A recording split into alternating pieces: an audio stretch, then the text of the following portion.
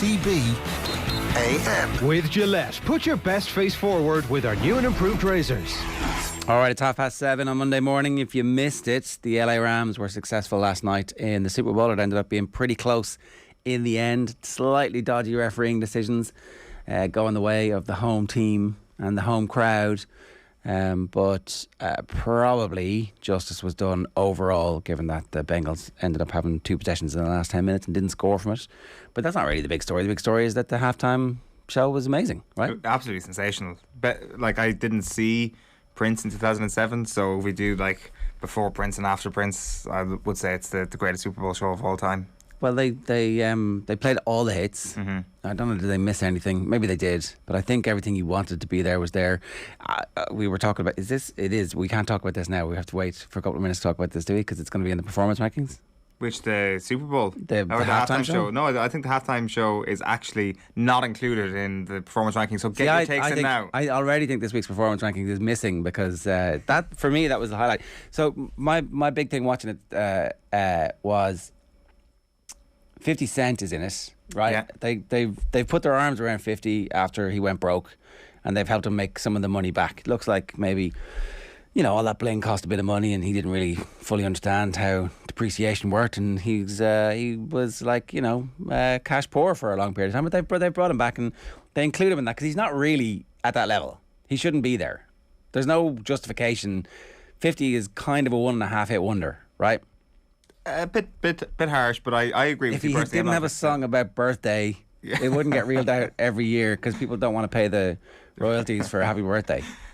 This may be controversial, but I'd have Eminem and 50 Cent in the same category of not amazing, to be quite honest with you. You're about to get cancelled. Keep going. Tell me more about that. Go on. I just think that if you look at the other people that they were sharing a stage with yesterday, I think that Kendrick Lamar is in a completely different stratosphere to both Eminem and 50 Cent. And you can put Dre right in there as well.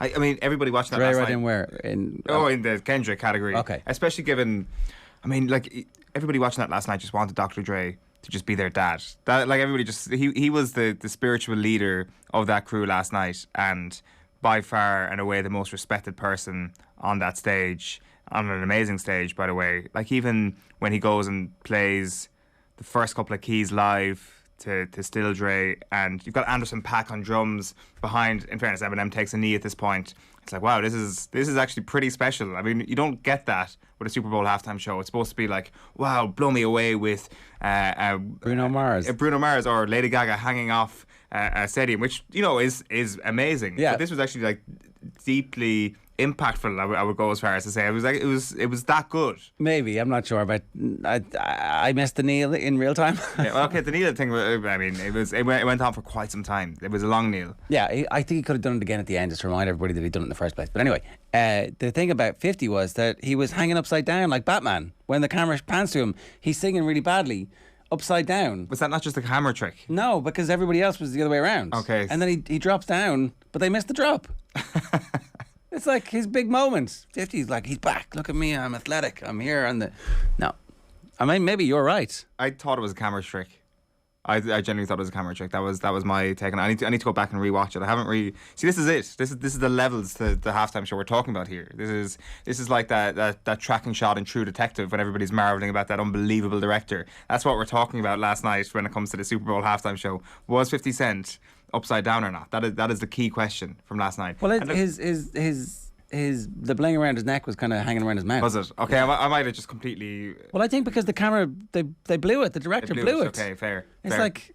That's what I thought. If you've got a view on the halftime show, we'd like to hear from you. You can leave a comment on the YouTube stream. I'm sure the reaction to it, like you stayed up to watch it. I caught up on everything this morning. I'm sure the reaction and live time is like, this is I went to bed. I had to, and then set the alarm for middle of the night. So sorry, you did something similar. So it was genuinely right up there as one of the better ones you're ever going to see. There's actually no way you can do this show and stay up and watch the Super Bowl. There is, but you end up dribbling, as we found out in the past. Yeah, I did it the first couple of years, and it just ruins your entire week. The week is gone. Yeah, it is, and you do miss details for sure. I'm sure. Maybe there was commentary right after the 50 Cent Batman moment that people saw live last night that was given a little bit of context by the commentator. Well, the commentators don't know what to do because they haven't a clue. They're like, oh, here are some popular acts. Are they artists? Do we call them artists? Is it a band? How does this work? It's a wide scope of the United States of America when you go from 50 Cent to Joe Buck. They definitely look at the world in a different way, I'd suggest. My favourite part of the halftime show, well, sorry, not my favourite part, one of my favourite 77-year-old Al Michaels doing it last night. Oh, was it? Yeah. Sorry, okay. They swap every year, do they? This is his last one because he's joining Amazon for like Scrooge McDuck money. Okay, well, good for him. Good for Al. Evan McPherson stayed out and watched the halftime show. Is this a thing? Does this happen? I've never seen a kicker stay out and watch it. Like, in a way, I'm like, fair play to you. First of all, because he was absolutely loving life. He was really loving it. He was like chatting to like some of the staff around the stadium as he was just, basking in the glory of Kendrick and Snoop. And was Snoop in Rams colours on purpose? Oh, I don't know. I didn't cop that. Is he not a Raiders fan? Is that not the whole point about the Raiders documentary, the ESPN 30 for 30? Was he not like, maybe because they left LA, he's like, screw you? Maybe. He's a USC fan. Yeah. And so, I don't know. Colours, I guess. Is it? I think so. Okay, well then, okay. All right. Snoop gets a free pass. But yeah, like, I mean, if you're the kicker in a team and you're saying to your coach, listen, I just want to see this, I'm not going in for the halftime team talk, I think you deserve a lot of applause. And you know what? He's been fairly automatic anyway with the boot all year. And long. he nearly got his moment, but it didn't quite happen for them at the end. We'll get into that with Mike Carlson a little bit later on. I'll tell you what else is coming up now. A reminder, OTB AM brought to you by Gillette. Good morning. Start with Gillette. Put your best face forward with our new and improved razors. We have the Gillette performance rankings coming right now. Andy Mitten's going to join us at 8:10. Tricky time for Manchester United at the moment. Alan Quinlan's going to join us to look back on disappointment for Ireland in the rugby at 8:30. Ciaran Carey's going to join us. Interesting week for Limerick. Galway showed up physically and mentally, and they were prepared, and I think they're going to have a big leap in the performance rankings. Aisling O'Reilly was in Paris. She'll give us her thoughts at 9:05. Mike Carlson at 9:15, and then you can hear from Malcolm O'Kelly at 9:30 this morning. At 7:37 though, it's time for the performance rankings. That wasn't an All-Ireland winning performance. Probably should have won the game based on their second half performance. Is it a step too far to say it was the performance so far of the World Cup? Maybe not. OTB AM's performance rankings with Gillette. I'm scratching my head. That performances was just lacked that intensity. Oh, Peter G, sorry about that. No spoiler alert. Jesus. No spoiler alert. Sorry. I was thinking that it was like literally within 5 seconds of you coming on air, you had blown the whole thing for people who were just waking up. But the whole point of this is that we're telling you what happened overnight in case you missed it. I would agree. What are you going to do? I suppose you could watch the 14-minute highlights. I'm also sure that he's not even referring to the match. He's just referring to the halftime show and how we spoiled the 50 Cent thing. Because that's you want to come to that with a degree of surprise. Imagine if you're 50 though and you've put all this time and effort and like political and social capital into getting back in and to be a member of the gang, and you've got this cool move that you're like, no bro, I'm going to do this move, I have to, it's like, this is my big chance, and the camera pans over to one of the dancers and misses it. You're like, what? He's playing Dublin later this year. All right, so we'll do the same are you thing. more or less tempted to go let's after get him on the phone. Yeah, let's get him on the phone. Come on, that's our excuse. Yeah, get him in studio. I take back my bit earlier on when I said you're like completely overrated. I've changed my tune on that one. Please do not watch back OTB AM on the 14th of February 2022. We slaughtered you. Brian Dillon says, lads, that pass interference call, absolute shambles. Also, I'm too old to be staying up and working today. If I milk half the cows this morning, it'll be a miracle. Maybe if you half milk all of them, they'll be fine. Good luck with that, Brian. Oh, right. Like, I mean, that's it's one thing coming in and sitting at a desk and talking nonsense after that, but to actually get up and do physical work after staying up all night, that is next level stuff. Fair play. Everybody knows that we couldn't get up and do physical stuff anyway, Owen. Irrespective of whether or not we were up all night last night. Look at these beautiful uncalloused hands that we have.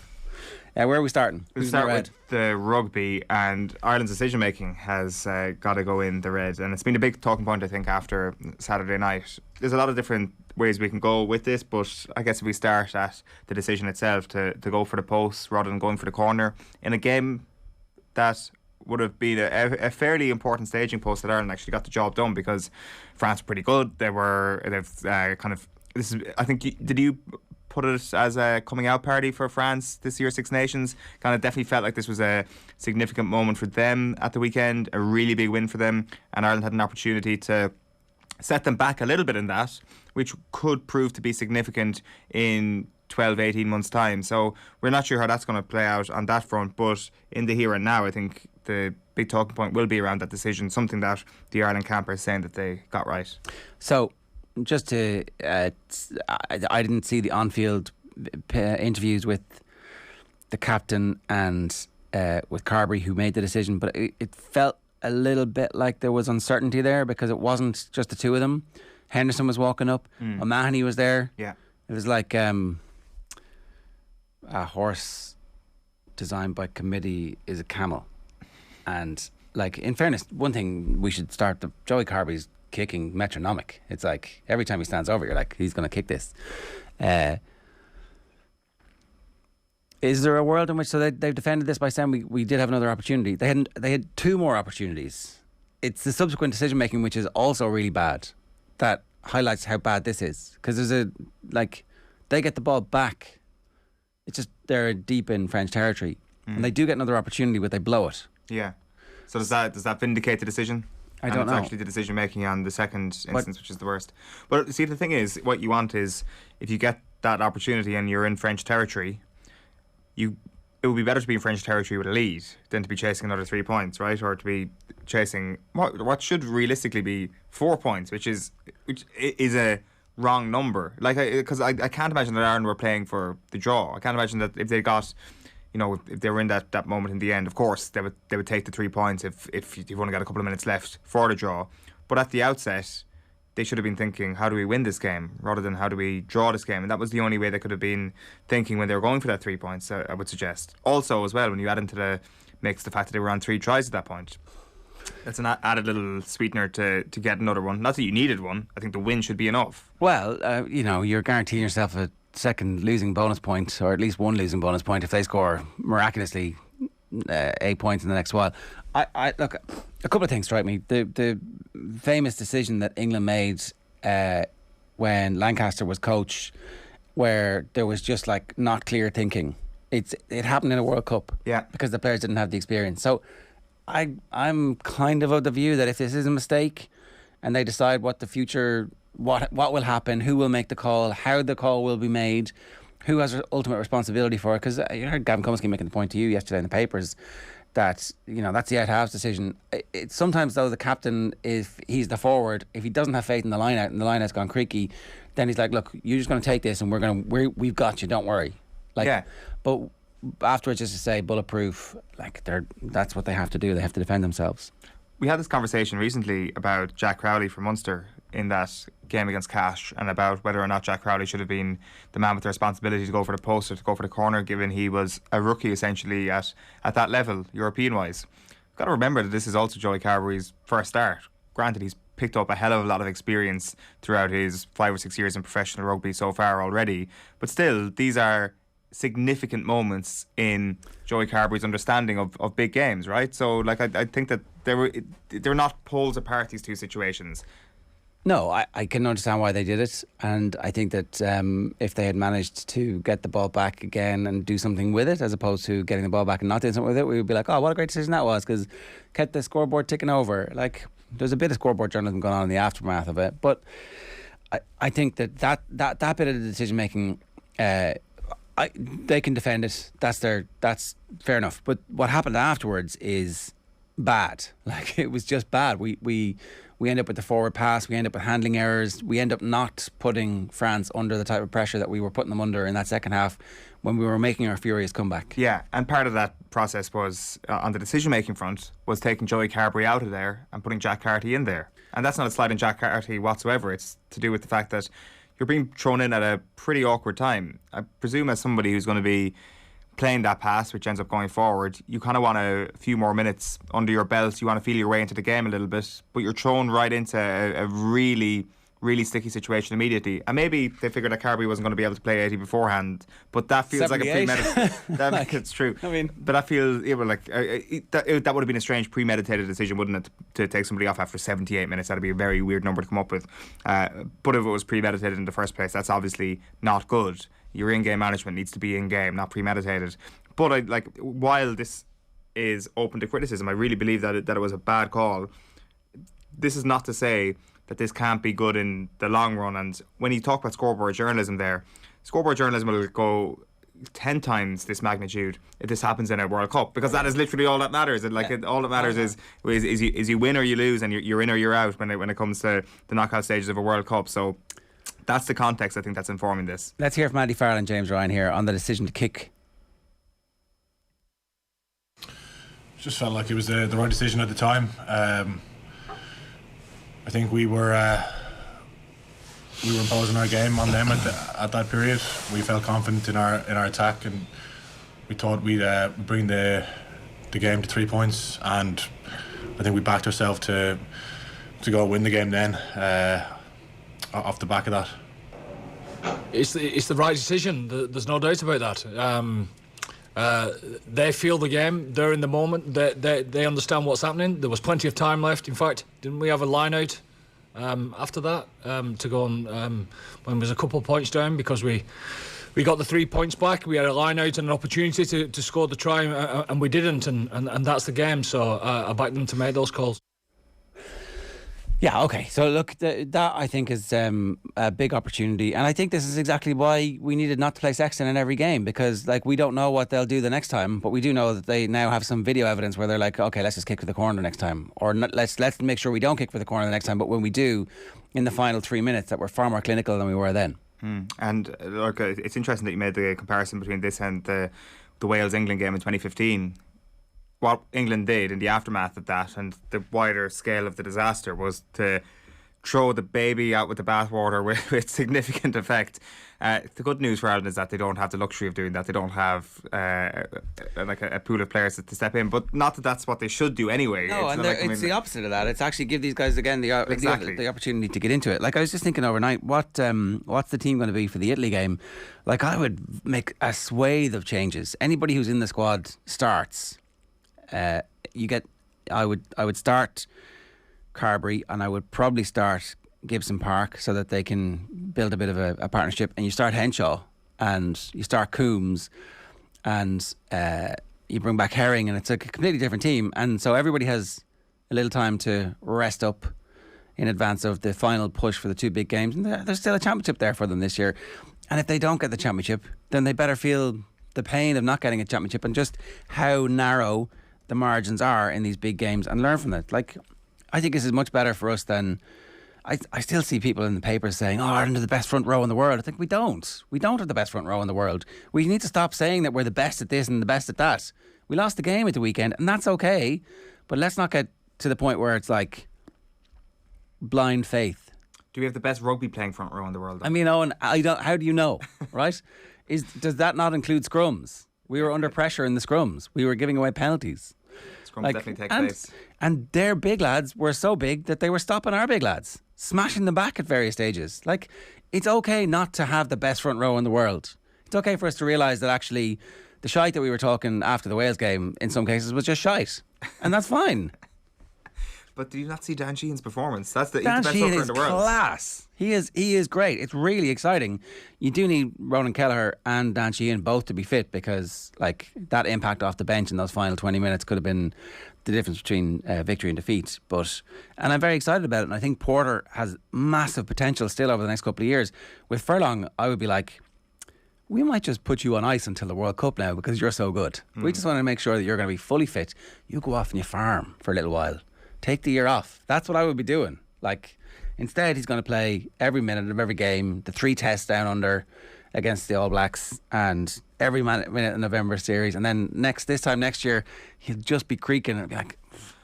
I think that's, I think November will be an interesting one. I think maybe the All Blacks in the summer will be a really good test. Because I think who starts the tests at out half?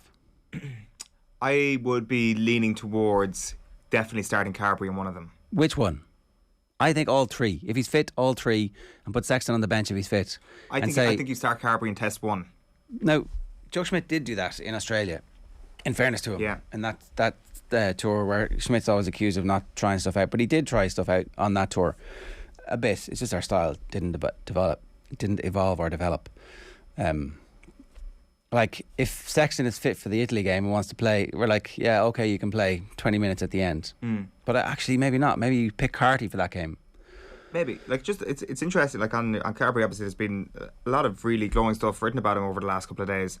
At half time, when I was looking at the scoreboard and looking at the performance, I was like, I really wish Sexton was out there. Like, I wasn't blown away at all by the performance. At full time, though, things had changed a good bit, I thought. I thought, like, Maybe this is scoreboard journalism looking because Ireland won the second half. Maybe that informs my view of Carberry in the second half. But I definitely felt he was better in the second half than the first half. It's almost as if he had realised this is what the standard is, and that intense pace of starting a test match in Saint Denis was like gone to that level almost. And our forwards stopped being completely annihilated by their big forwards. That helps. Their big men are very big. I definitely also felt like there's kind of this weird underrating of France going on still, where they have all the best parts of the South African game plan in terms of the brute force and the sheer energy that you will face when you go up against them, but they still have all the best parts of the traditional French style of rugby with unbelievable soft hands, incredible runners from deep, a goal-kicking fullback, of course they do, and the best player in the world. Yeah, who can still get better. I thought that it was a great game. Ireland played very well for a patch, got smacked in the mouth early on, and came back briefly, but then got smacked in the mouth again. We definitely went. We were facing Mike Tyson in the first half, peak Mike Tyson, not Buster Douglas Mike Tyson, and didn't have anything really to do to answer that. So that's a very good, important experience for the team. Are you looking at the Mac Hansen try then in the first half and saying to yourself that's very much a sort of freak incident, or fair play for actually finding a way of getting sustainably punched in the mouth? Well, it's like brilliant opportunism, but also that's not gonna happen again to us, right? No. So it's not a fluke, because that would be to completely devalue the hard work and the effort and the incredible execution. But you're unlikely to be able to score that again. The maul try from the line out was good. Like that seemed interesting for us to be able to find space right there. And I thought our hands were terrible in various stages. Like, people were making mistakes. So there's room for improvement. Like, that you can go, don't do that, don't do that, don't do that. These penalties, the difference was we outscored them in terms of tries. The difference was that they were putting so much pressure on us that we were giving away penalties. Fixable, you would suggest? Like, history would show that we get better at that kind of stuff. Like, there's a period of time where we have a few games where we give away a load of penalties. They go off and they do incredible amounts of work on it. Certainly the Schmidt era, we would have had periods where we were giving away loads of penalties and then it stopped. So this is the time to be having these, as opposed to smashing France and going, oh, we've got the best front row in the world and the best second row and the best back row, clearly. But that's just like, would that not just have been bluster anyway? Like, do you think that the camp actually believes that? Do you think that that's an actual factor in how they behave? I think it's no harm running into that French juggernaut and going, okay, that's the standard. Let's get there. Okay. Move on from rugby now. Is that a commenter or is that Tommy Rudy? That's Tommy or is it Rudy. both? Is he just in the YouTube comments, TR93 or something, being like, please move off rugby? We're moving on to Premier League because the top four race. I've been forced to put this into the red this morning, even though this is a bona fide green talking point. But you mean Man United are in red? Man United are in West red. Ham are in red. West Ham are kind of. You mean Spurs are in red? Yeah. Wolves and Arsenal are in green. So therefore maybe this should fit into the amber, where it's going to be wacky races between now and the end of the season. Chelsea could potentially get sucked into it. Who knows? They're all looking up at Chelsea. Chelsea's struggling and limping to a Club World Cup win. Tommy Tuchel, not what he once was. Does Abramovich celebrate a World Club Cup win? Is that like the ultimate? Does. He thinks that's the best. For sure. His yacht at the weekend would have been the place to be. Yeah. Roman Abramovich has now won it all. Permanently lit. Did they win? Did Matteo win the Club World Cup for I don't think Chelsea? so. Funnily Maybe that's enough, why he didn't last. Oh, yeah, that's true enough. I don't know, to be honest. I stopped paying attention to it when it became the format that it is now. Oh, there was once upon a time when he It was did. good. It was good once upon a time. Okay. It was like South America champions versus European champions. Away we go. Yeah, that would probably be a smarter way of doing it. But yeah, maybe Chelsea, they get carried away with their success at the weekend and they get dragged into it as well, which would just make this thing even better. If not, who cares? It's already a bloody good race at the moment. Manchester United setting the tone on Saturday and Tottenham being like, hold my beer on Sunday. And even despite that defeat for Tottenham against Wolves yesterday, you still look at the table and mathematically you're thinking, I kind of fancy Spurs here if they put a run together. That's what you can say about all of these teams. Yeah. I mean, yeah. You can. And you can, I mean, is it too late for Newcastle to make a push for fourth? It's like possibly not. Their current form seems to be pretty good. Like you were talking optimistically about Aston Villa a few weeks ago. And the points they've dropped since has just been disastrous. And if they hadn't dropped those points, I know, if my wife had, whatever, you know. My wife had aunt. balls. No, sorry, my aunt. Right. Wrong analogy. Interesting. I like this Owen on no sleep thing. Where was I? The Premier League, yeah, the top four is interesting. We're going to be chatting to Andy Mitten later on about Manchester United and the one of the factors that has like made this top four thing very intriguing and very exciting and very suspenseful is the fact that Manchester United have let themselves down and they've let their fans down because they were the team that were supposed to push for the title. Well, they keep getting worse and worse. That's the thing. Like pre-season, you might be saying to yourself, right, they're clearly just a little bit off the top three. They signed Ronaldo from under Manchester City's nose. You're like, okay, this is title challenging stuff now. The squad that they've had, so you'd have to say that it's been a disaster. Close enough to a disaster of a season. Like given the level that they are currently operating at. The only thing we're missing is a central midfielder, but sure, Pogba, he can step up, and maybe McTominay can make the leap. Everybody thinks he's really good, and it's like, no, you're like drawing with Burnley, in a game that maybe could have gone either way. Drawing with Southampton in a game that could have gone either way. Alan Shearer's just a headline on his athletic piece. He'd become a really good columnist, actually, which was an unexpected late stage blooming of Alan Shearer. Manchester United have become a leaky, noisy, messy club who give their players an excuse to fail. And there was a line about it. How could you expect anything else from a club that's so badly run? It's like, this is mad. The players have said that they want Pochettino.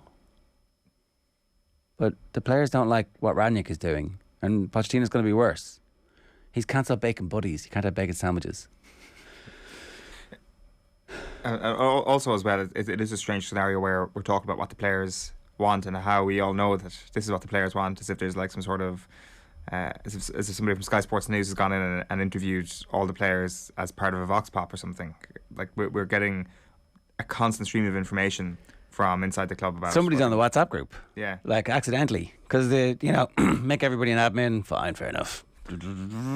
Suddenly, like, we're all watching the WhatsApp group going, is that the real Ronaldo or is that somebody pretending to be Ronaldo? Maybe all this information that's coming out is just completely false, and somebody in that WhatsApp group is trying to flush out the reporter in Wagatha Christie form or something like that. Like Mark Critchley's got a good piece this morning, which is carried in the Irish Independent, about Ronaldo, and he asks the question, if Ronaldo's not scoring goals, then really the question is, what is the point of Ronaldo and his role in that team? It's his longest barren spell in front of goal in 13 years at this point. It's only 6 games, which I guess shows the standard that he reached over the last little while. So his current stats, he's 0.53 goals per game in all competitions. That's down from 0.81 per game at Juventus last season. 0.4 goals per game in Premier League compared with 0.87 in Serie A last season. Granted, it's a different league, but it is a nosedive compared to last year. Fewer shots per game. Expected goals is down, but his pressures and his volume of pressures is up under Ranić. So it's almost flipped in terms of how the narrative around Ronaldo was before Christmas, where he's scoring goals but he's not doing much else. Now he's doing a bit of the other stuff and he's not scoring goals, and the screenshots of that miss against Southampton on Saturday afternoon don't paint a pretty picture whatsoever. We'll come back to this a little bit later and with Andy Mitten and talk about the rest of the other teams who are bidding for the top four. Our resident Spurs fans seem to have gone a little bit quiet in recent days, but if you're out there, we'd love to hear from you if you're our Spurs fans. Like, what the hell's going on? Let's move on to Limerick hurling in the amber. Why are they in the amber? Well, I don't think they're anywhere near dead. Like, why would we? Like, we can put them in the red for sure. I mean, like, it's not a good performance. It wasn't a good weekend for Limerick. I don't think you can paint it as a good weekend. They're beyond the point of needing a wake up call. They're too good to need a wake up call. 27 points to 118 was the full time score on Saturday night. What was probably most surprising was, like, 5 minutes into the game, Limerick were up 1-1 to no score, and there was a sense of the inevitable about what they were going to do. They obviously get they get a red card in the game, and maybe that's a suggestion that their flirtation with the line has just gone over the line a little bit. that you're going to get back. Remember the league last year? They got involved in scraps in every game. Yeah. Game on game on game on game. They got involved in scraps. And, They fixed it. well, I think Donald Logue said in the telly that the one caveat you'd have about this Limerick team is their discipline. And, you know, what would have happened if Gillette got the line like he should have when Tip were 8, 9, 10 points up last year in the Munster final? It would have been very interesting to see what would have happened. I don't know. I still think there's a good chance that they come back, but you don't know. Like, I think it's more than a good chance to come back. I'm very confident. they'll come 14 back. men. It's, you know, it's easy. It's easy for them not to come back from that position. And like, you would have to say he's an important player. So, But maybe Limerick have just lost something. Maybe Paul Clark has lost his superpowers without the water break. Maybe that's what's after happening here. That once you take that away from them, that's their secret weapon gone. Wait, I think they'll be pretty happy with that, right? every chance. The one thing I would say is that I'm like constantly reminded last year in the league when Cork put out kind of a second string or a below par team against Limerick, and then never got the opportunity to see what their full team would do against Limerick, and didn't beat them in the league, and then you roll into the championship and they get destroyed. Eventually, that's what it ends up in. You didn't have that opportunity to just... If Limerick had beaten Galway, what they've given Galway is life. Galway is buzzing now. They have Shefflin, their first big test. They come back from that. Physically, they stand up to everything. You know, they are the one who knocks this week. They have no doubts. Yeah. Would you describe Galway as a sucker who were given an even break at the weekend? Exactly. Potentially. I think that one of the valid criticisms I thought last weekend around Limerick were people saying where is the next bunch of players going to come from? How strong is their depth as the year goes on? And like I think that would be a concern for them. But at the same time, you look at someone like Carl O'Neill. Well, that's it. He scored 4 points from play, and he was in at 11. So like he can. So Ciaran Lynch goes to midfield. You've got him. They've got it's like, and the main caveat is this is the best hurler in the country who isn't playing for them at the moment. Exactly. Because he's got a progressive manager who understands that Ciaran Lynch playing there gives an opportunity to blood somebody else. Like, you'd have to say that they are one of the best managed and best run teams. And look, even the red card, I mean, it's in a schmozzle. There's a stray stick. Gerard Hegarty's going to miss a game. They'll be all right. Do you think that there's a conversation around Limerick because there is a conversation around Dublin? Do you think that it's like on vogue right now, the fall of I don't Empire? think there's any conversation about the fall of Limerick, though. No, I don't. Like, see, that's what we're not just trying to make the point here that everything is fine with Limerick. Like, I guess, show me the person who's actually saying that Limerick are finished, and I'd probably struggle to show you who that person is. But I don't know. I wouldn't be worried about Limerick whatsoever. No. They're in the amber because there's at least some hope that we're going to have a good hurling championship. That there might be some close games. Every game won't be a blowout. That's what I hope. And also, I mean, the Munster Hurling Championship will throw up something here and there. It's nice and early as well. It's the best competition we have in Irish sport potentially. So, hopefully Limerick get a couple of tough games there. Edward Freeman says, at the game you could see Carby was cramping up at the end, and that's why Farrell had to take him off. That's fair enough. If he was cramping, you got to go. That's fair enough. Dahlia Shock 6 says the penalty kick was the right call with an unsure line out, guaranteeing the losing bonus point at least could be the difference in the final Six Nations table. I mean, look, you know, if they end up winning the tournament on the basis of the losing bonus point, then people will be like, yeah, okay, there's a point to that. 100%. And the shaky line out is also a reasonable point. It didn't. What was interesting is just that the Ireland camp were very certain in the aftermath that they were definitely like this was 100% the correct call, fully back the players and all that. Yeah, you got to say that, I guess. Yeah, and maybe that's the right thing to do. Like, I fully back the players, and on Tuesday in the video session we'll go through the scenarios, and the next time this happens, maybe they'll make a different decision. Who knows? Yeah, possibly. I mean, green.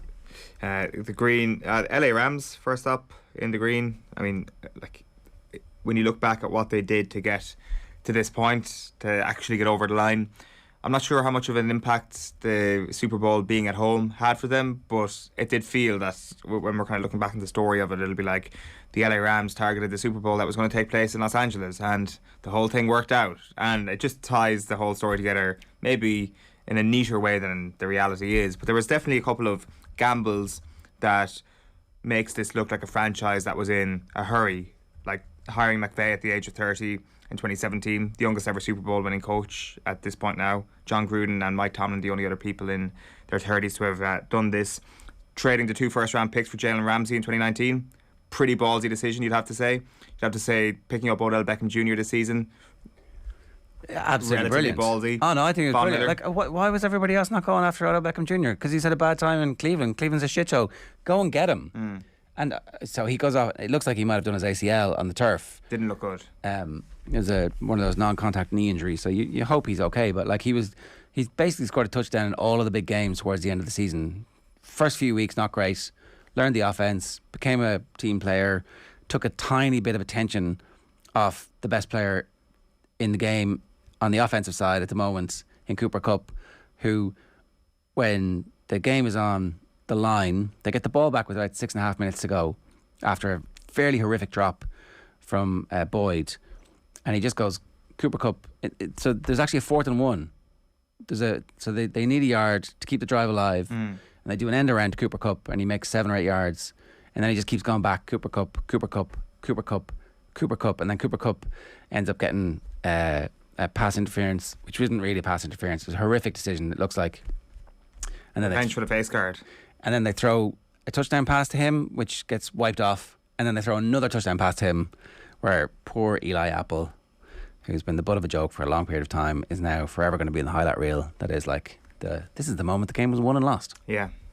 And of course, when we talk about the decision-making process in this team, going for Matt Stafford and getting rid of Jared Goff, in hindsight, obviously a genius move. At the time, possibly didn't look like this was going to be the move that would get a team to the Super Bowl. And that was because of Stafford's attachment to the Detroit Lions. And I mean, when you're attached to the Detroit Lions, you're going to be the butt of a lot of jokes. Yeah. Obviously, very highly paid man throughout his entire career, but it does feel that there's been a couple of storylines that have resulted in Super Bowl wins over the last little while that have just been great vindication stories, and the Matt Stafford one is definitely one of those. Yeah, we should talk about Aaron Donald briefly as well. He's like the best player in American football at the moment, the most dominant defender. He just turned 30, I think, and they were talking to him about retirement afterwards. That story's been floating around, and he says, "Oh, I'm just going to live in the moment right now." Maybe that's him saying to Stan Kroenke, who is the owner of Arsenal and the owner of the Rams, "I've just won you a Super Bowl. I might retire. What would happen if I retired? This team would basically implode." Yeah. Double. Pay me. That's possible. That might be going on. I don't know. I mean, Because he could easily play 34, 35, you know? Absolutely. Obviously, his position means that Pick up another 30 million a year. I mean, he's been in the league since 2014 at this point. I mean, retiring to peak is a tough thing to do, and they obviously had their disappointment in 2018, and now to actually taste that sweet success for the Kroenke family and to walk away from it all is a tricky thing. But for somebody in his position and the attrition rate and all that, wouldn't be surprised if he actually did do it. Are you jealous of the Rams and the money they spend and the success they have under the careful stewardship of the Kroenke family? Well, I mean, we deal in cold hard facts in this show, so show me who's spent more money than anybody else in last summer in the Premier League than Arsenal. No one is the answer. Well, actually, it's more like Stan kind of does the operation. It feels. I'm not saying this is the truth. It feels like Stan does the operation in Los Angeles, and Josh, his unwanted son, just does the operation in Arsenal. You can run this thing we're not that into. Okay, the last green, obviously. The last green, obviously, is the All-Ireland Club Finals. Sorry. These two conclusions were bonkers. Absolutely bonkers. The Kilmacud game, we were previewing it on Friday, and I think there was a general consensus that this may not be the prettiest game on the eye, and that's kind of what happened. But just because the game's not pretty on the eye doesn't mean that it doesn't leave itself open to absolutely ridiculous drama. And at the very end of extra time, Kilcoo get over the line and get their All-Ireland win with the last kick of the game, which made the afternoon even more extraordinary because it came from a fairly extraordinary place with Ballygunner's last gasp goal, a last gasp screamer of a goal. From about 40 yards. 40 yards, Paul Flynn-esque. It was just a... Why even try it from there? Oh my God, what? It's sensational. Oh, and for it to come against TJ Reid and Ballyhale after what they had done to St Thomas's in the All-Ireland semi-final was absolutely incredible. And we have, I guess, 3 crazy moments in the conclusion of this year's All-Irelands, from TJ Reid to the 2 late goals on Saturday and that's what people are going to remember these competitions by. It's going to be really interesting to see if moments like that have a transferable impact on the interest in this competition, because this competition now has a new stage and it's got potential for a lot more eyeballs on it. Yeah, like it was up against Six Nations game this weekend. Yeah. You can't. It's hard to judge, but it didn't register as much as it should have done. And when it ends up being in December, which will it be this year? Will it be next year? What's the massive fixtures? Is it like how long does it take for the split season to fully work? So eventually, it's going to end up. That's where it'll be in winter, and maybe because it's the only thing that's on at that period, it will get more pop. It's hard to know, but for Kilcoo and for Mickey Moore and for him to get his All-Ireland, he was in the backroom team, the coach of the Derry team that won the All-Ireland in the 90s. So that's like, and the various Ulster teams who have reached All-Ireland semi-finals and finals in recent years, he's had a hand with Slough-Neil, and it's just a sensational achievement for him. And it is like a proper end to, or a proper exclamation point on an incredible career. So it's funny because you very rarely hear players so stridently express their admiration for a manager in the aftermath of a team when he'd beaten his own club on the way to this. So I thought that was amazing. And just fair play to them. Yeah, and if we're looking at what a sport needs to do to kind of get to the next level, it's like, how can a sport be consumed on social media? Well, having two unbelievable moments that can be distilled down, and somebody matched the WLR commentary onto the T.G. Caher pictures from the weekend as well, and it was just magic. So they've definitely ticked that box. If you want to try and get new viewers, go viral is one way of doing it. And have superpowers, have juggernauts be derailed. Like, doesn't hurt. Have the sacred cows be slaughtered live on TV in dramatic fashion. That's class. Well, I guess it was two sacred cows, I would argue. I think we actually went 50-50 on Ballygun or Ballyhale on our quick picks on Friday.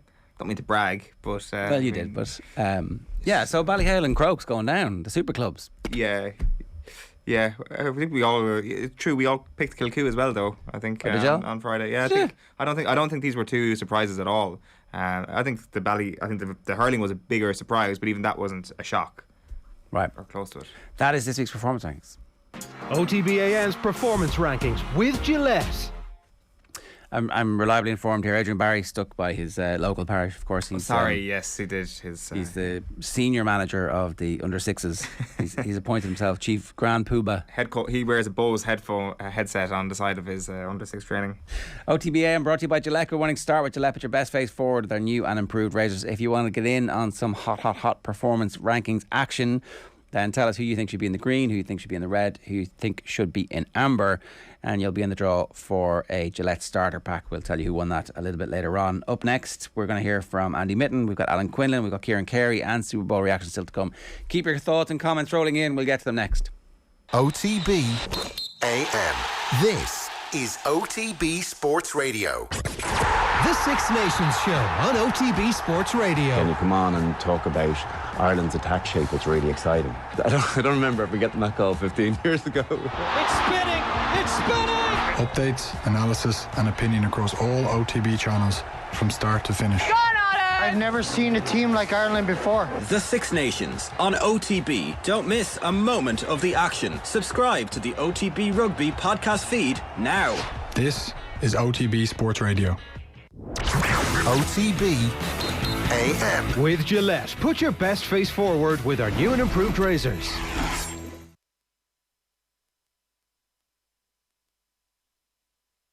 Seems like it's in a bit of transition, both whether they need new players, which they do. They need a new manager, which they do. They have a new manager, but everybody knows he's only temporary. So that's a kind of a funny situation when you're in a club as a player or a staff member, where you know the bloke that he's going to have the call on who the manager is going to be, but you know currently he's not making decisions about whether you're going to be a long-termer or not, and whether you like to be in the side. So there's a kind of state of flux there at Manchester United that probably doesn't do them any favour.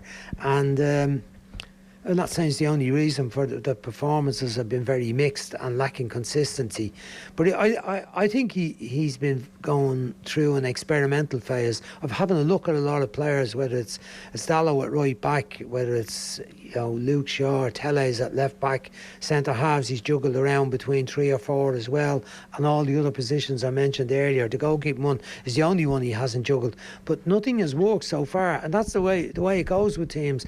When you can't find a team that are efficient and get results, you end up juggling, chopping, changing, particularly where the club have so many players with high wages, high reputations, but they're just not doing it as a unit.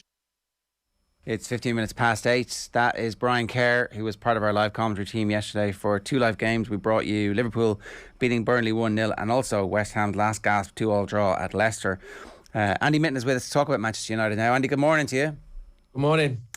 It's really hard to know where to start because there are so many. It's kind of whack-a-mole at Man United at the moment. As you think a little bit of progress is happening, there's definitely steps backwards. Alan Shearer in The Athletic is saying the club is badly run and this is them essentially reaping the whirlwind of that. It's hard to argue with that, but in the short term, in the immediate short term, are there any signs of improvement for United fans to hold on to? If you watch the first half of matches, there's lots of signs of improvement, and if you switch to the TV off or leave the stadium at half time, then you'll walk away feeling quite happy with the world if you're a Manchester United fan. The problem in the last 3 matches has been coming in the second half. It's a question I put to Ralph Rangnick before the game against Southampton on Saturday. Another draw, another game where United led 1-0, played well in the first half and just dipped off in the second half. And he knows, but getting his players to act out what he's asking them to do is proving more difficult. When he speaks, he's very cogent, he's very frank, and I appreciate that. I think most Manchester United fans do as well, but the mood is always set by results, and Manchester United's results have not been good enough. United are 5th in the league table. Fortunately for United, the teams around them are even worse at the moment, at least most of them are, but 40 points after 24 games, that's 6 less than a year ago. The team was scoring a lot less, and it wasn't supposed to be like this after United finished second last year, after they brought in the players that they did ahead of this season. And it's just very frustrating for fans to see the team play so well, and Middlesbrough should have been put out of sight in the FA Cup. Same with Burnley last week at Turf Moor. And while Southampton were better than both of those 2 previous opponents, and their manager quite rightly argued that they were worthy of a point, it's Southampton at Old Trafford. Manchester United, with all that attacking talent, really should be beating them. So what happens now for the rest of the season? Like, where does the uptick in form come that would at least secure Champions League football next season? They're going to draw every game between now and the end of the season, 1-1 and finish 10th. It feels like that sometimes. It's so frustrating at the moment. Where does the uptick come? I don't think anybody can answer that. At Burnley last week after the game, I spoke to Pete Molyneux. Pete was the guy who is a lifelong fan. He's the guy who raised the 3 years of excuses Terrar Fergie banner in 1989. And he's followed United since the 50s, 60s. And one of the things he said was he's seen this club turn many corners, but one thing he's learned is you never know when that corner's going to be turned. You never know when it's coming. And I thought that was quite interesting. And when you look at United with all the talent that they have in the team, I'm an optimist. I always go into a game watching Manchester United thinking that the team will win. And that can vanish after 5 minutes, and often has done this season. And the reality is we're 2/3 of the way through 21-22, and Manchester United are 5th out of the FA Cup, out of the League Cup, still in the Champions League. So that's something to look forward to. Trip to Madrid next week against Atletico. Manchester United are taking a big following there. Everyone's looking forward to that. And I don't blame fans. It's a really exciting tie. And Atletico are just as bad or just as good as Manchester United at the moment. They're also in 5th with a very similar points total. Fans look for like, well, if this player comes back, we'll be better. If this player is signed, we'll be better. It just doesn't work like it hasn't been working like that. And Manchester United have consistently failed to equal the sum of their parts. And if you look at Southampton, they're the opposite. They bring lots of players through their youth system. They sell players on. They've got a more identifiable style. of football, and they drew both games against United this season. United really need to be finishing in the top 4, but as Ralph Rangnick said, that's looking difficult at the moment. I still think United will finish 4th. I'm not going to be celebrating that. That shouldn't be a marker of success for a club like Manchester United, but that's where we are at the moment. And what does 4th mean? It means Champions League next season. But United are not going to win that because, well, unless you have a freak run, which you can get in cup competitions, and maybe it's that hope that kills. But the team are all over the place at the moment. And you said at the start, where do we start with this? You can look at the midfield, you can look at the forwards, you can look at the lack of goals, you can look at the number of goals conceded from free kicks, the number of goals not scored from corners. There's issues all over the place. I do think that Ralph Rangnick is having some success. I think the football has been pretty good against Southampton first half, Burnley, Middlesbrough. But if the team are not winning at the end of it, and against pretty moderate opponents as well, this isn't against Liverpool or City or Chelsea, and they've all got to come. And we know what happened in the autumn. That saw to the end of Ole Gunnar Solskjaer when those teams beat Manchester United pretty convincingly. You say that you're an optimist, Andy, and then all the things you said after that would suggest that you'd have every reason to not be an optimist. Are Manchester United fans starting to change that optimism a little bit? Are people of a sunnier disposition now getting, I guess, dragged down by what's been happening over the last little while? Because this does seem like it is a situation with no end in sight at the moment. Yeah, it seemed like that for years. What is a Manchester United fan? I'm sure people listening or watching this will have a whole variety of opinions. There'll be pessimists, there'll be optimists, there'll be people blaming this player, that player, the manager, the owners, whoever. And everyone's entitled to that opinion. I still think that there are very good players there. And when Edinson Cavani starts a game, I'm happier than when he doesn't. I thought that first half against Burnley without Ronaldo. In fact, both first halves against Burnley, because he only played them at Old Trafford in December, was really encouraging. Well, this is Burnley. Burnley have won 1 game in the league so far this season. This was supposed to be a season where Manchester United went toe-to-toe with the best, proper title challenging. So it is all so deflating. And if I've sounded a little bit pessimistic, maybe that's because my sister and her husband and their kids have stayed with us. He's a Manchester City fan, a proper one, who's gone for years. Their kids are Manchester City season ticket holders. I'm still disgusted that my sister allowed this situation to happen. But it did happen. And then we had a situation at the weekend where he's telling me how good City are as they beat Norwich. I'm obviously annoyed because Manchester United have not beaten Southampton. And then just for good measure, Manchester City's ladies team win the Manchester female women's derby as well. So my sister just looked at me on Saturday night and said, well, at least you've got your health. And I'll cheers for that. That's some consolation. But this is the life of a football fan. You invest a lot into your team emotionally, and you're high when your team are winning and playing well, and less so when that's not happening. And I think on balance, Manchester United fans have had years and years of success, although there's now a generation of very young fans who can't really recall them winning the league. Like, on a serious note, do you think that will begin to have an impact on how Manchester United manage the club? Because it did seem that for a while there, it was tantamount for them to be able to reach that generation, regardless of being able to show them pictures of Paul Pogba holding a Premier League trophy. It was just the sheer size of Manchester United, the reach all around the world that the profile of the club had. At what point do you think that their lack of success will begin to have a commercial drawback for everybody involved in the club? I think it's really interesting because you can argue very strongly that when teams are successful, they undoubtedly pick up glory hunters. Manchester United picked up millions of glory hunters or younger fans. So I think when fans are age, 6, 7, 8, 9, 10, they would go for the most attractive team, or some of them would. And there are many exceptions to this, because if you're in Burnley, it's full of Burnley fans, and I think that is great. And yet, when Manchester United were winning nothing, was still the best supported team season after season.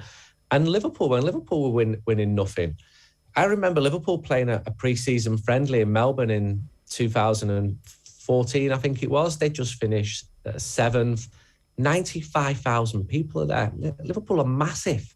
And of course, Liverpool have got a good team and a good manager now. So I don't think it just wears off quickly. And I think that if you look at the engagement of a story involving Manchester United against one with Manchester City, it's like 8, 9, 10 times as big. And maybe you'll know that from at your end on the coverage that both teams get in the Republic of Ireland. But City clearly commercially are becoming more successful the bigger they are. The demographic of football fans is also changing. It's becoming very, very globalised. And the Premier League is watched in huge numbers in countries like Nigeria, India, Indonesia. I get loads of messages from South America. So it's really interesting. But I think United is this really dramatic soap opera a lot of the time, and it pulls people in.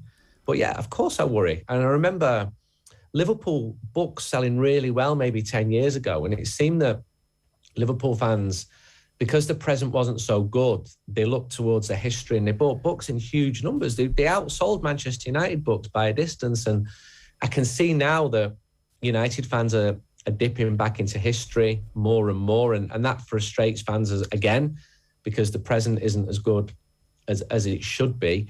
But then this is the reality for most football fans. Most football fans do not support teams who win anything.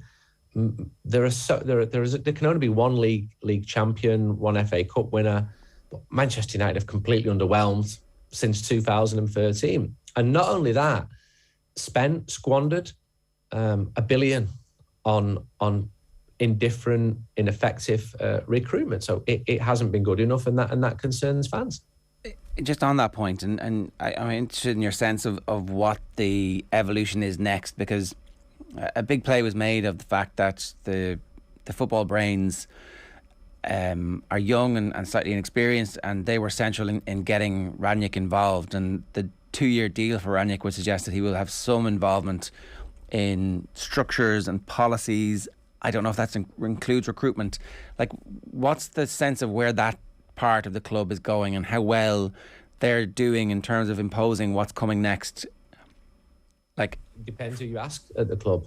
To me, I see everything has been in a state of flux. I think it's a fluid situation where Ralph Rangnick, if he leads Manchester United to the Champions League this year, improbable as that may sound, his stock will be so high that he will have power bestowed to him, because he'll be seen as someone who's made reforms and it's worked. If United carry on as they are doing and are disappointing, then there will be less appetite to listen to his pearls of wisdom, and more people saying, well, he's only actually coached a team for 2 years in the last 10, etc., etc. So it's quite a complex makeup at the moment. And there are power shifts, there are power vacuums, there are people leaving the club, not just on the football side. The comms director is going to leave, and he's been there for 3.5 years. So Richard Arnold has come in as well, because Ed Woodward left only a couple of weeks ago. So politically, United is changing in terms of its structure as well. But it is all about results. I think Richard Arnold will demand that the football side is performing and be quite hard on the people making those decisions. And I think everyone will get a chance to make decisions. People like John Murtagh, who decided, along with Darren Fletcher, that Ralph Rangnick was the man.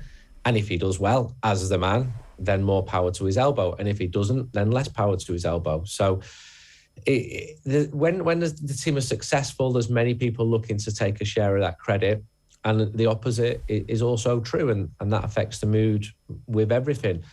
The next manager has not been appointed yet. United have got their favoured candidates, and now is the time when there's back-channel diplomacy, if you like, where United will be sounding out people, are you interested? Other managers will be offering themselves as well. And Ralph Rangnick's view will be taken into account. But I think for him at the moment, his priority is to get United into a top 4. Who's signing players? Because obviously you don't sign a player in the summer without having made the plans now, put the money in place, decided how much you're going to spend, done all the scouting and how they're going to fit into the system of whatever your manager actually wants. So who's making those decisions? well, who's the manager? Who's going to be? It's tricky, isn't it? Because United have got the targets for next season, but what if a new manager comes in and says, well, they're actually not my targets? So who is signing them? Well, you've got the football structure, and you've got people like John Murtagh and Darren Fletcher. And there's I wouldn't use the word committee, but there's a lot of football brains there. And in the past, they have voted on whether a player should come in or not come in. The manager would have the final say on that. But the manager can't possibly be watching a fullback at wherever, or a midfielder or an attacker wherever every single week. So Ole Gunnar Solskjaer had his own personal scout, for example, but he's obviously left the club. So I said it was in a state of flux, and that much remains true.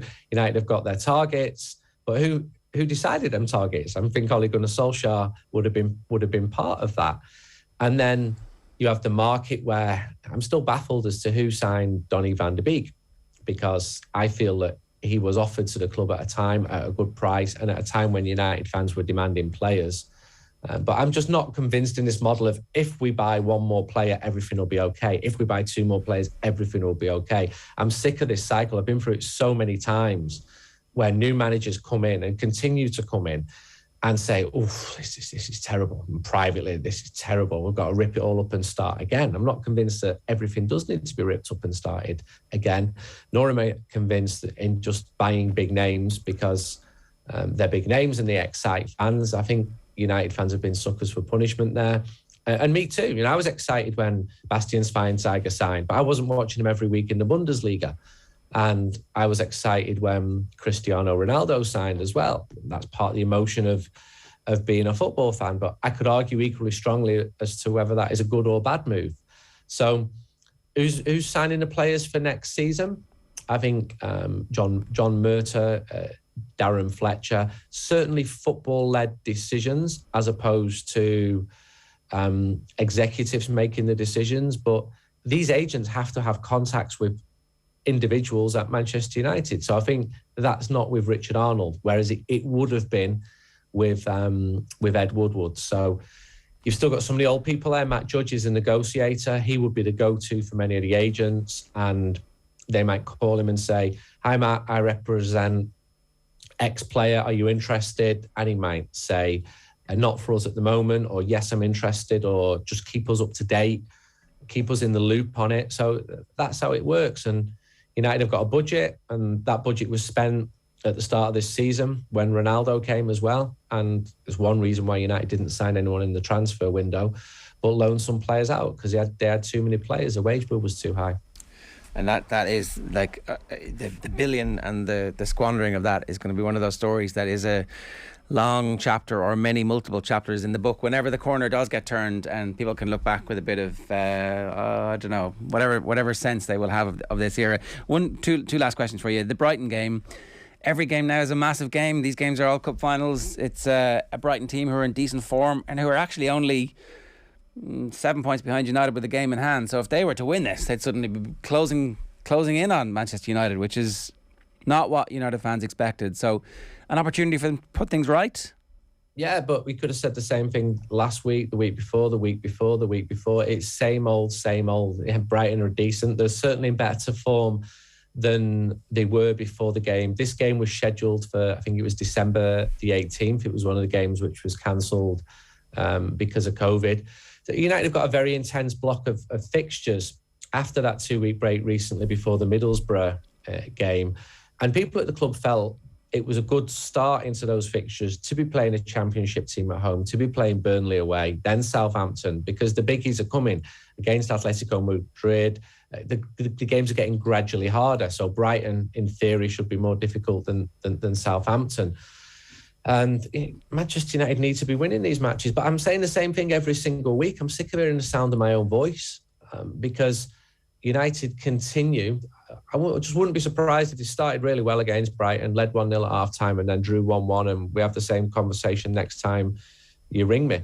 And in Europe, and that Atletico game, that is a bigger game because it's the Champions League. And Atletico Madrid, I watch a lot of Spanish football as well. They've been just as frustrating to their fans as Manchester United fans have been this season. So which of those teams can be worse? Because one of them's got to go through, and no, it's not going to be decided on penalties. The Barcelona derby was last night, Espanyol versus Barca.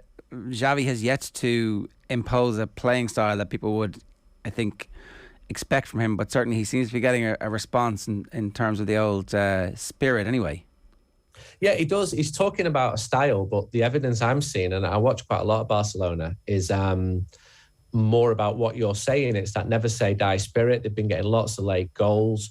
96-minute equaliser at Cornellà last night against Espanyol. Espanyol felt really hard done to after the game at Camp Nou earlier on in the season. And I think they deserved to beat Barca. They played really well and their fans were going crazy. It was going to be the first time they'd beaten Barca in their new stadium, which opened in 2009 with Xavi. He's bringing players in. I do think he's making some progress. This isn't the doom scenario at the start of the season when players were just being offloaded. Barcelona have borrowed some money. They brought some players in. Fans are now back in the stadium. They play Napoli in the Europa League. That's this week, actually. In fact, I'm going. Better get my acts in order. I've got a lot of big games in February with all the European stuff.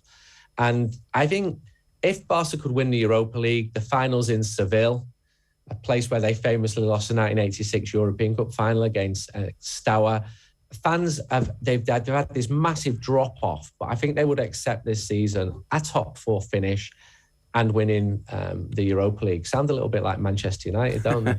But they brought good players. I think there's lots of really good young players. Gavi's fantastic. He's 17 years old, one of the best players against Espanyol. Pedri. Traore was Barcelona's best player against Espanyol. Really strong and powerful down the right. Luke de Jong, a derided figure, but he keeps on scoring. I think it's fantastic. People were saying never good enough, never Barca class, and he probably isn't.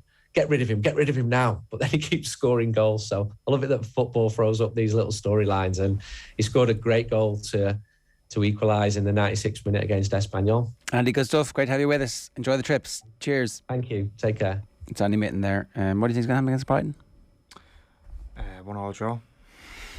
Is it like a Republic of Ireland situation now where... It feels that way. Or Burnley. Like, I know Burnley have only lost, have only won one game, but against all the good teams, they draw 1-1, except Liverpool yesterday. That's why that win is surprisingly important.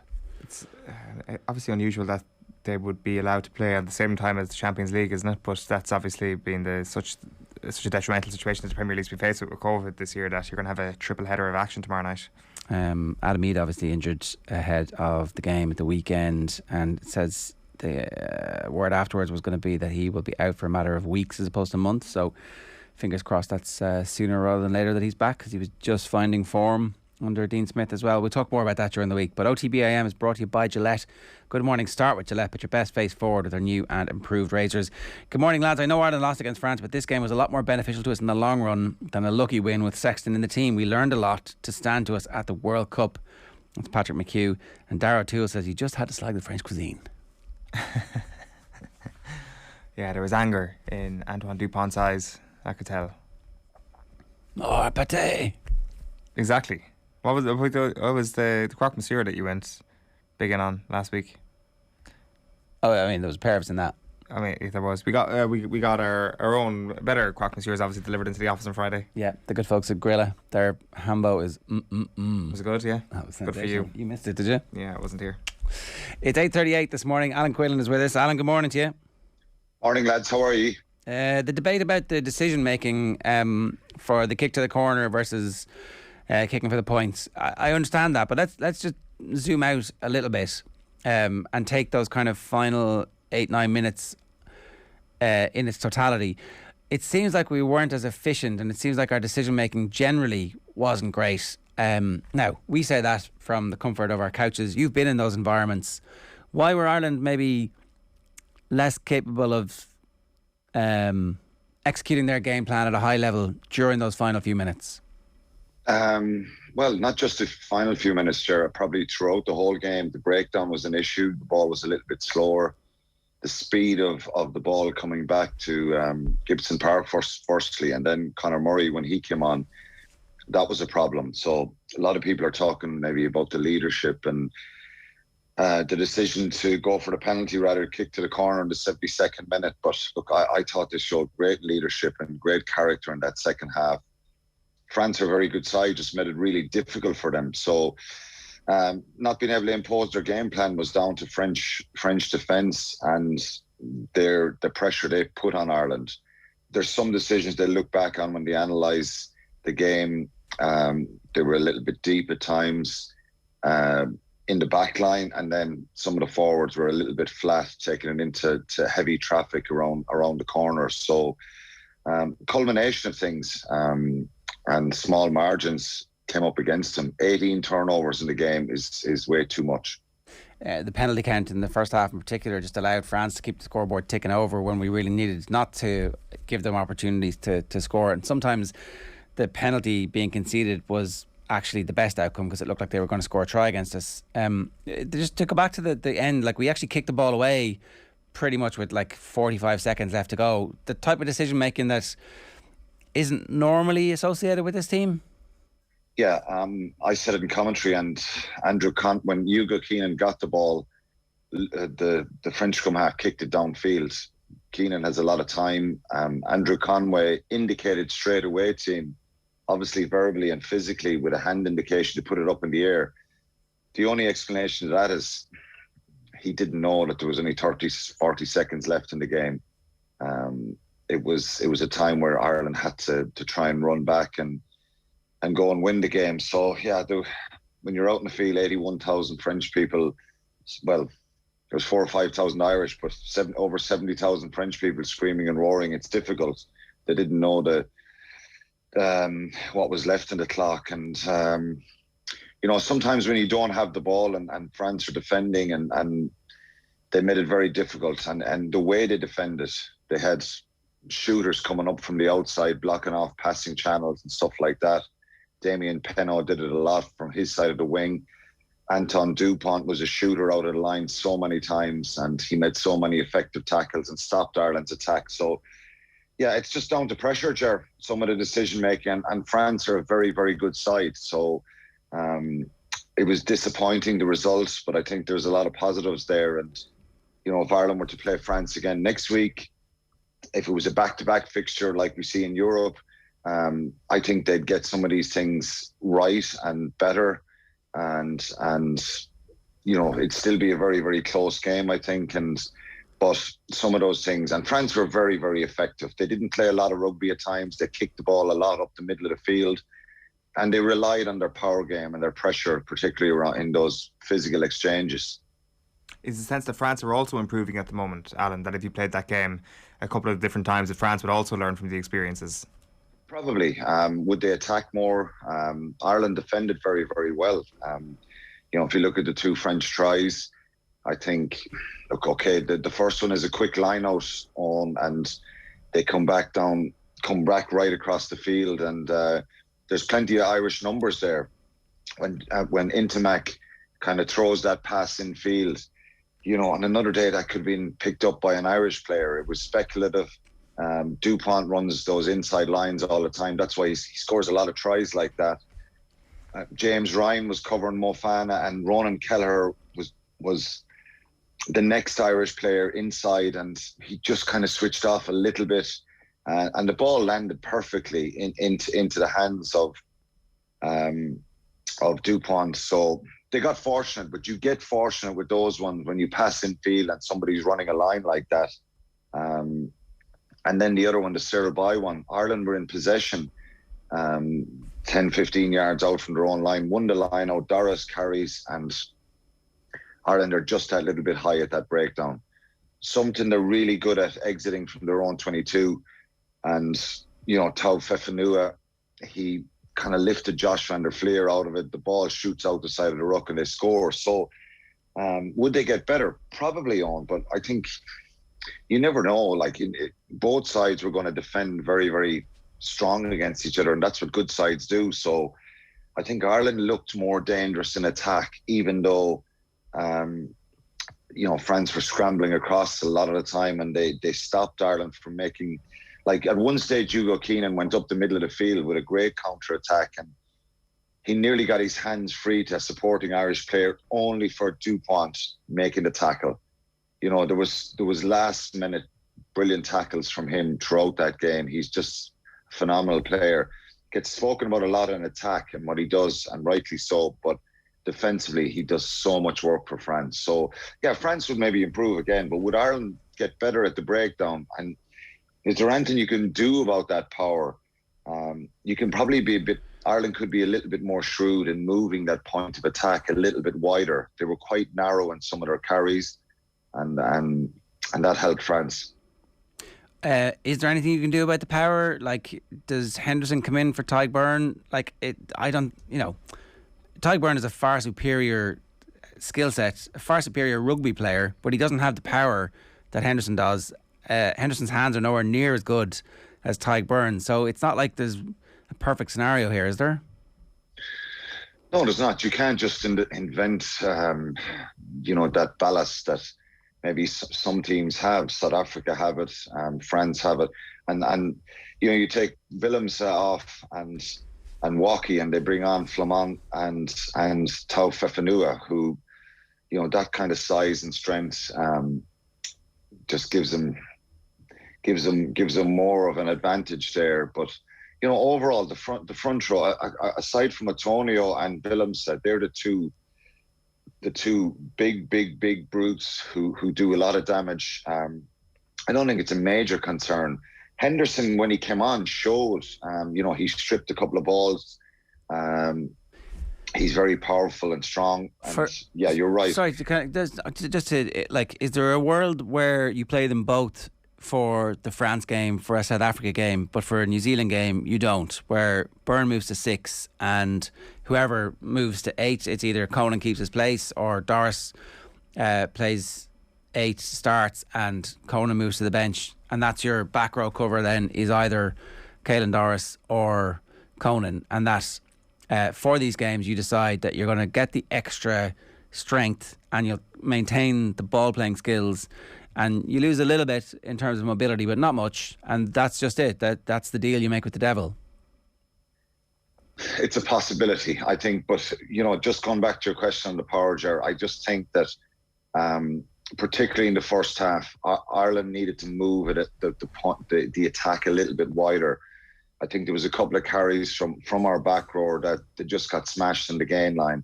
And it's down to the initial point of contact. France made it a nightmare at the breakdown. And that's an area that'll disappoint Ireland, because they probably need... I think there's more of a need to just be more efficient in your first point of contact. And Ireland did that so well in the second half. Okay, they still had some turnovers. I think the penalty kind... Oh, the line's gone. The penalty count was not great in the first half. Mm-hmm. No, it certainly wasn't. It's an interesting one, isn't it? The conversation around Ireland's power, it's different to a couple of years ago, but it's also kind of the same. Isn't it? Ireland are a very different team now, but there is a sense of deja vu. Well, when we were talking with Ron O'Gara last week, it's like, the question was how do you stop their 9 and 10, but actually the question needs to be how do you stop that giant front five? Yeah. Which is the same question that Leinster have had, which is the same question that Ireland had against England. It's different because this French team, I would say, are better than that England team. Like, they're certainly more creative. Alan's back. Sorry, you were making the point about the penalty count in the first half. That's where we lost you. Yeah, I think there was a couple of those penalties that were very harsh in Ireland. The Andrew Conway one in the first half, where Angus Gardner said he hit Jaminet in the air. There was certainly 2 in the second half that there wasn't any clear release at the breakdown. That just could, on another day, could have went towards Ireland. So, but when your penalty count is higher than the opposition, that doesn't help either. What would your game plan be now with the out half situation? I mean, Joey Carberry, I felt anyway, really came into the game. As much as you can argue about how good or otherwise he was, it definitely felt that he was better later in the game than earlier in the game. So is that a sense that, you got to keep playing this guy, and maybe Italy is actually an audition for the starting jersey for the final 2 games?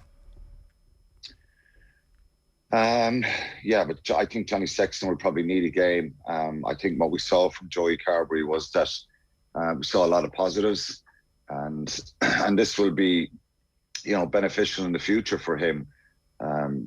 Probably to get used to the speed and the pace of what Ireland did in November and against Wales last week, particularly taking the ball to the gain line. I think that's an area maybe that he will look at and the Irish backline will look at, that sometimes we were a little bit deep, and do you keep playing him? I don't know. I think it's over 2 weeks. It's 2 weeks till we play Italy. Johnny Sexton wouldn't have played then since the Welsh game. There probably is there's for and against. I'm not sure. I think Sexton, the way he played against Wales and the way he played in November still makes this Ireland team better. But I was really encouraged by what Joey Carberry did. Some people were saying, I was looking at some stuff online, just because he didn't mess up didn't mean he had a good game. Well, he still did lots of good things. I think he was a little bit nervous of not making big mistakes by throwing passes or pushing the boundaries a little bit. I think he was very solid and secure, and there was lots of good moments from him, but probably Sexton probably had the confidence to go and do things a little bit quicker and a little bit closer to the gain line, particularly in the backline attack. Who's making the call then to kick for the corner or to kick the points? Because it looked like there was a 4-man conflab. Yeah, I think there was James Ryan, wasn't there? Carberry was there. Conor Murray had an input. There was 3 or 4 Irish players around him. I think it's down to James Ryan. There was no one came in with water or anything like that, or any. There wasn't any messages from the sideline. I think it was down to James Ryan, because Carberry would have probably done whatever he wanted. Conor Murray had some input on it. I thought the corner was the better option. It was probably looking, if Ireland brought it back to 3 points and then they'd still have to score a try to win the game, another penalty would give them a draw.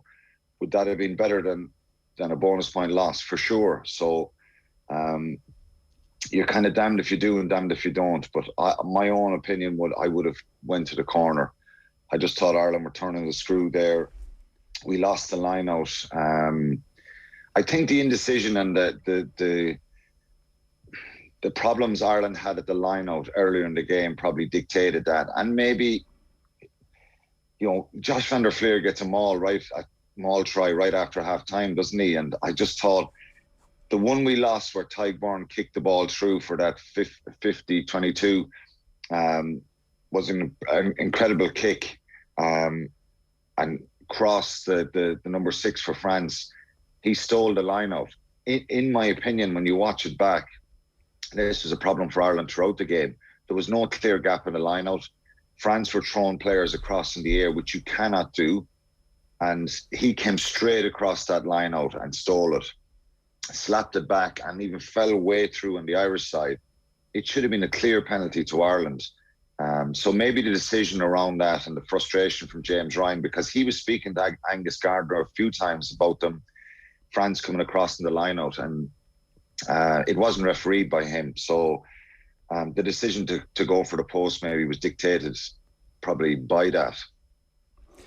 Is that the type of thing that James Ryan just gets better at and more forceful and more convincing of referees as he gets practice at this? Or is that just Angus Gardner decided, well, that's how I'm going to referee today and I'm not going to listen to anything?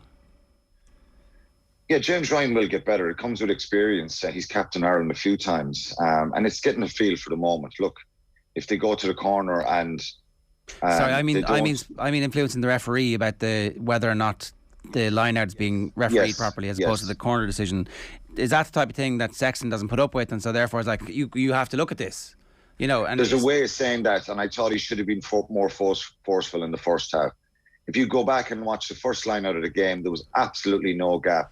And even balls Ireland won in the line-out, the gap was being closed, they were being interfered with in the air. And that was in numerous line-outs. It wasn't just 1 or 2. He spoke to Waukee, who Craig Evans, the assistant referee, intervened after the second or third line out, and Angus Gardner, because I can hear it on the ref mic, he's speaking to Walkie saying, don't come across the line out like that again. Like, it's not if you come across the line out and you commit the offence, you should be penalised. Yeah. You don't kind of... It was no good to Ireland, and there was a few times James Ryan, he probably needs to be a bit more forceful out in the open to say that, this is none or whatever. And credit to France. I do it myself. Oh, look. I probably have done it. But isn't it better that it unsettled Ireland's attack. It unsettled Ireland's attack. Yeah. And it caused a problem. And I guarantee you, in the review for Angus Gardner, this will come up. It'll come up that this should have been refereed better. He had, look, people, it isn't sour grapes for me. I think there was things there that Ireland would easily highlight that weren't right. Yeah, well, in fairness, you said it during the commentary, so it's not sour grapes. We could have won the game. We'd still be saying the same thing, but in the long run, not the worst thing that there's like a little... The Jets are cooled, I think, from everybody's perspective. Yeah, I think so. And look, it was always going to be a tough game, Ciaran. I think the character they showed, the positives you can take out of the second half would indicate that, well, if they could do things a little bit better at the breakdown, figure out a way of moving France over and back a little bit, could easily have won the game. I think the big turning point, okay, when Ireland are 22-7 down, you think the game is going to get away from great character to come back. But that Cyril Boyd try in the second half was the one killer that really kind of killed it. All right, Alan, we'll leave it there. Thanks a million. Cheers. Cheers, lads. Thanks. That's Alan Quinlan. You'll hear him on the Red 78 podcast this week. You can subscribe to the Red 78 wherever you get your podcasts. Of course, you can find it in the OTB Rugby stream as well. OTB AM is brought to you by Gillette. Good morning. Start with Gillette. Put your best face forward with their new and improved razors. Big weekend in the Allianz National Hurling League. An opportunity for us to see some of the teams up against each other for the first time this year, and plenty to get our teeth stuck into. Let's hear Henry Sheahan. We're going to speak with Ciaran Carey in a moment, but let's hear Henry Sheahan speaking to Galway Bay FM after Galway's win against Limerick in the Gaelic grounds. Limerick lost Gilroy Hegarty. I think it was important that we got the result as well to build on that, and with 10 minutes to go it was still nip or tuck, so and that's just the nature of Limerick, and I think just probably the man down and just the energy sat down for Limerick just probably told in those last few minutes. But delighted with our lads to get that performance, and obviously the bonuses results as well. And the fact that Limerick got a great start, they were 1-1 to no score up after a couple of minutes, but you answered that pretty quickly. I think you got the next 5 points, and from then on in it was a humdinger of a game. Yeah, I thought so. Look, there was passages of play that probably weren't good and touches were off and stuff like that, but overall, it was, and it said they started well and the crowd were really behind them, but it was brilliant to see the Galway crowd get behind us as well, and coming in the end you could hear the shouts coming up, so it's very positive in that sense. So look, we're very realistic. It's the National League, it's the second round of the league. Limerick don't have much work done, and as well as that they were down to 14 men for a long passage in the second half. Ciaran Carey, good morning to you. How you doing? I'm good, sir. Good morning to yourself. Henry Sheahan's voice was a little bit hoarse there. I know league isn't supposed to count for that much, but he was obviously shouting his head off. He was, yeah, but to be fair, no matter what dressing room Henry will go into, no matter what colour the jersey or the county, he's going to command respect straight away, and there's going to be a kick. And to be fair, we saw it yesterday, and they were really up for it, and a very honest assessment out of him there. They left down the smaller marker, even though he's quite aware that it's a second league game and it's the second week in February. But it was a very good performance from Galway. As neutrals, we are all hoping that we're going to see Limerick tested in a really meaningful way over the next couple of seasons, and I know that's difficult for Limerick people to fully want to happen, but certainly there is a kick in this Galway side. There has been a response. They have the physicality that will allow them to at least go toe-to-toe with Limerick, so it's setting up for a nice rivalry. Yeah, without a doubt, and I suppose the proof will be in the pudding when you come back in about 10 or 12 weeks' time. It's pretty obvious from the naked eye when you're looking at Limerick in the last two league ends. There's a lot of puffing, a lot of panting. So that tells me there isn't a whole pile of work being done at present. But a major plus yesterday, and in fairness to John Kiley, he's been very consistent in this in the last number of years, using the league for developing players, and they're after finding a very good one yesterday in Cathal O'Neill. So they'll be adding to it, even though the two results haven't been great, but he'll be extremely happy with Cathal O'Neill yesterday coming away with 4 points to play. Tell us about Cathal, will you? Yeah, well, I've seen him last year a few times, the early stages of the league with Cork, but obviously prior to that, I've seen him at minor and at 21 level, and he's been awesome at both grades. He takes authority, whether he's centre forward or half forward. He's able to take a pop pass. But yesterday, his 4 points that he got, they were all different. Yesterday was a huge test for him because he's going to meet no one physically as stronger than the Galway outfit or the Galway players. And there was 2 balls lovely popped out to him. Most inter-county players, if they have a bit of time, a bit of space, they'll split the post. But he was able to win his own 50-50 ball, put it over the bar, win a few frees and create a few scores. So he's going to be a big one out for this year. You'd kind of almost take 14 bad Limerick performances as long as he played well over the weekend. That was kind of the most important thing that John Kiely would have been looking for on Saturday. Yeah, well, he would have been looking for, obviously, the attitude had to change against Offaly, and definitely it did crank up a few notches. But I'd say they probably weren't really, ready for Henry, managing Galway, and Galway coming down, and, Limerick are preparing for 3 in a row. So Galway, whether it was Galway, Wexford, Kilkenny, Tipperary, Cork, every county team out there present at the moment are waiting and match for a cut-off for Limerick. And Limerick need to be mentally, psychologically ready for that. Is there anything at all that you've seen in the opening couple of weeks that would concern you, Ciaran, or have you written everything off as just early season and lack of preparation? Yeah, I suppose they're possibly slightly derailed, slightly. There's a lot going on. I suppose I'm watching all interviews after matches. They're slightly different what they were before. Small bit of a squeeze put on. And the big one here is, time out they call in basketball. The water breaks definitely is going to unset Limerick slightly, because Limerick used those 2 water breaks to organise, regroup and plan for the next quarter. So you're gone from 4 quarters of hurling down to 2 second halves. So, and I suppose they will, to be fair, they will counteract that in some shape or some form, because whatever was put in front of them the last number of years, they were able to jump the fence and apply what they need to apply. But this is new territory to them now, to kind of back to kind of half-time hurling. So, and I suppose there's a process getting used to that. But would I be pressing the panic button yet? No, not a hope for it. You said the proof will be in the pudding in around 10 or 12 weeks' time. Is Galway going to be the team that will concern them the most at the outset, do you reckon? Potentially, my own personal opinion, yeah. But they have a fair tough few fences to jump themselves. But by the time they are going to cross swords with Limerick, they have a lot of hurling to play, a lot of water under the bridge by the time they come across Limerick, whether it's a quarter, semi or a final.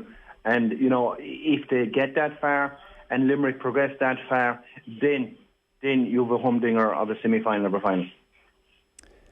The one thing that happened last year in the league was that there were several flashpoints that point you make, I think, about everybody's is dying for a cut off Limerick.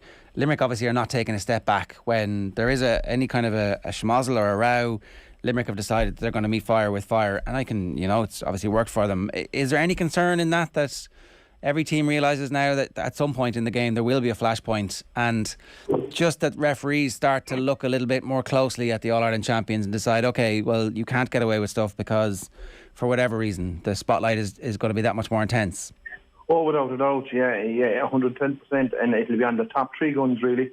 And but yesterday, if you watch Galway, during the whole hours of hurling, they played a chart, they went long, but I suppose I was hugely impressed with, I suppose they were hunting in packs, and they overturned Limerick yesterday on numerous occasions, which is also very new territory for Limerick. So if you are going to derail Limerick and catch them on any given day, first of all you have to match them for strength, power, pace and speed, and after that then if you come up with some kind of a formula that can stunt them, and and I suppose for you then as a team to implement what you want to do, you're there with a great chance. And I suppose looking at yesterday, the evidence of yesterday, I suppose Galway are coming pretty close to that.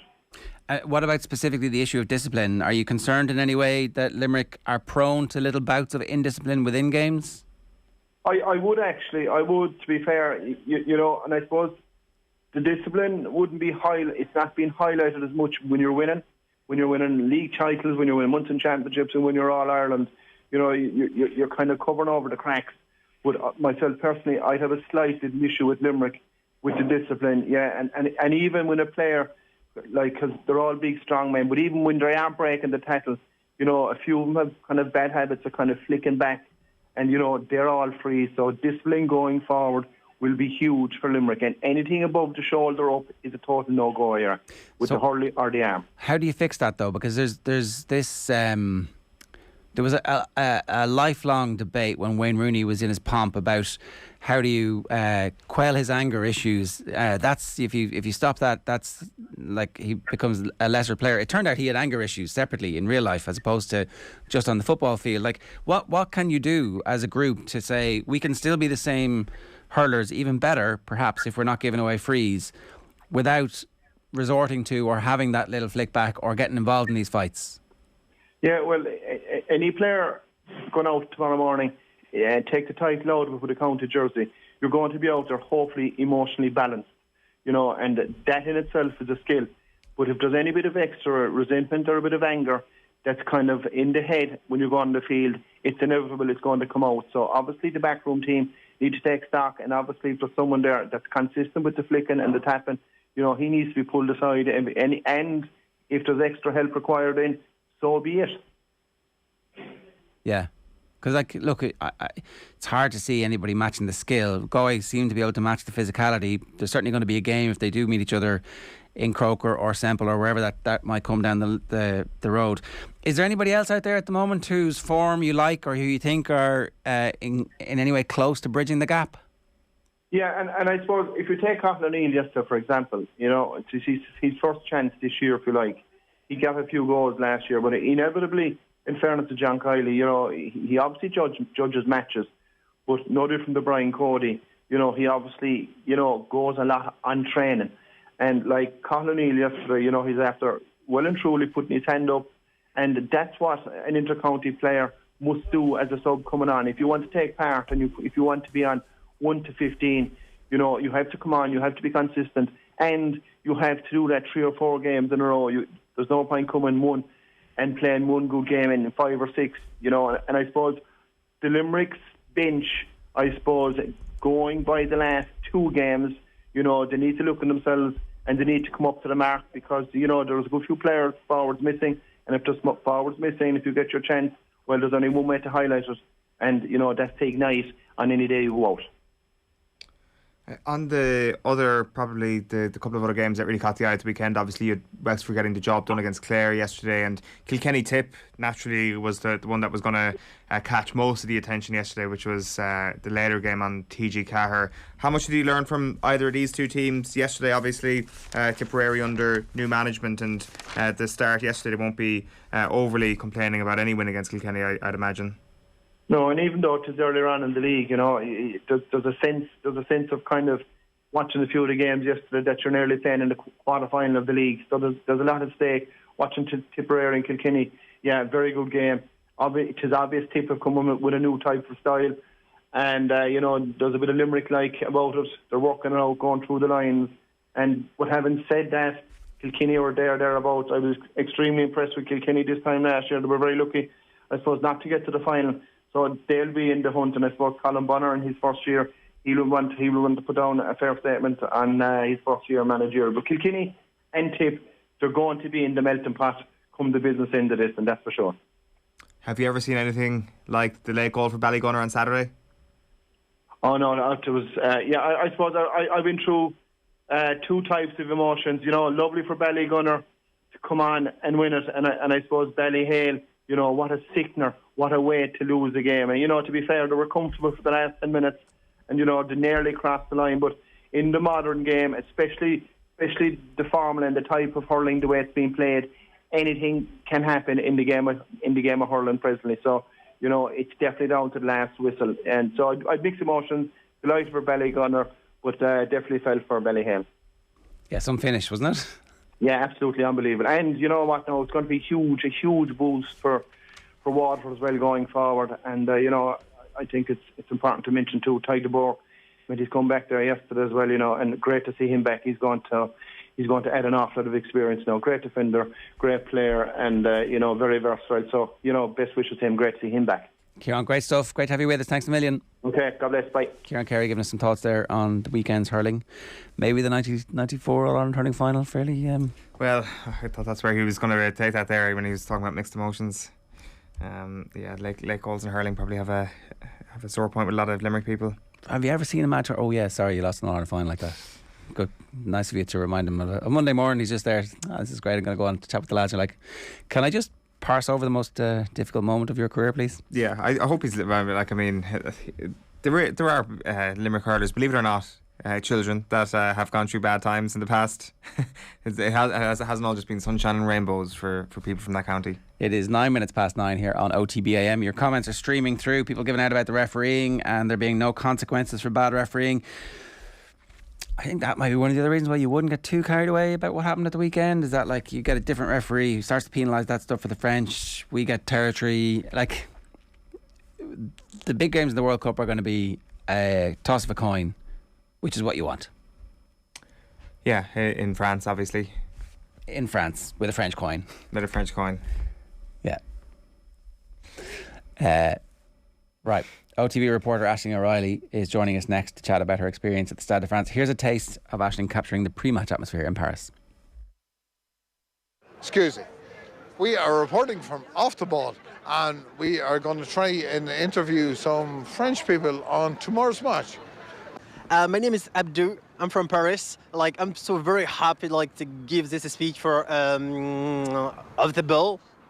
I love the Irish people and I send them a lot of love. Every time. We love English people, Ireland people. Of course, we hope that France will win, but in the end, the best will win. So good luck to the both of team. No, I mean, no, just Irish people. English people. Irish people. Irish people. Yeah, just Irish people. Okay, just Irish. I love good beer like that. I'm going to Ireland just only for good beer. Yes. Thank you so much, Ireland. And the Thank best you so much. win, Off the ball. Win, I love that. Of course. Allez.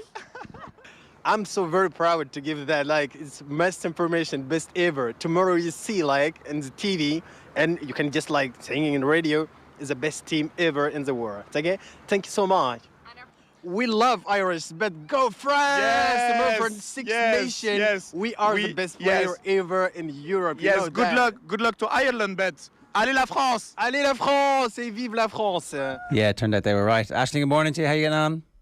Good morning, lads. How are you? Yeah, one of the things that apparently has happened is that French young people have latched onto this team because, well, they're glory hunters and there's a bit of glory coming, it looks like.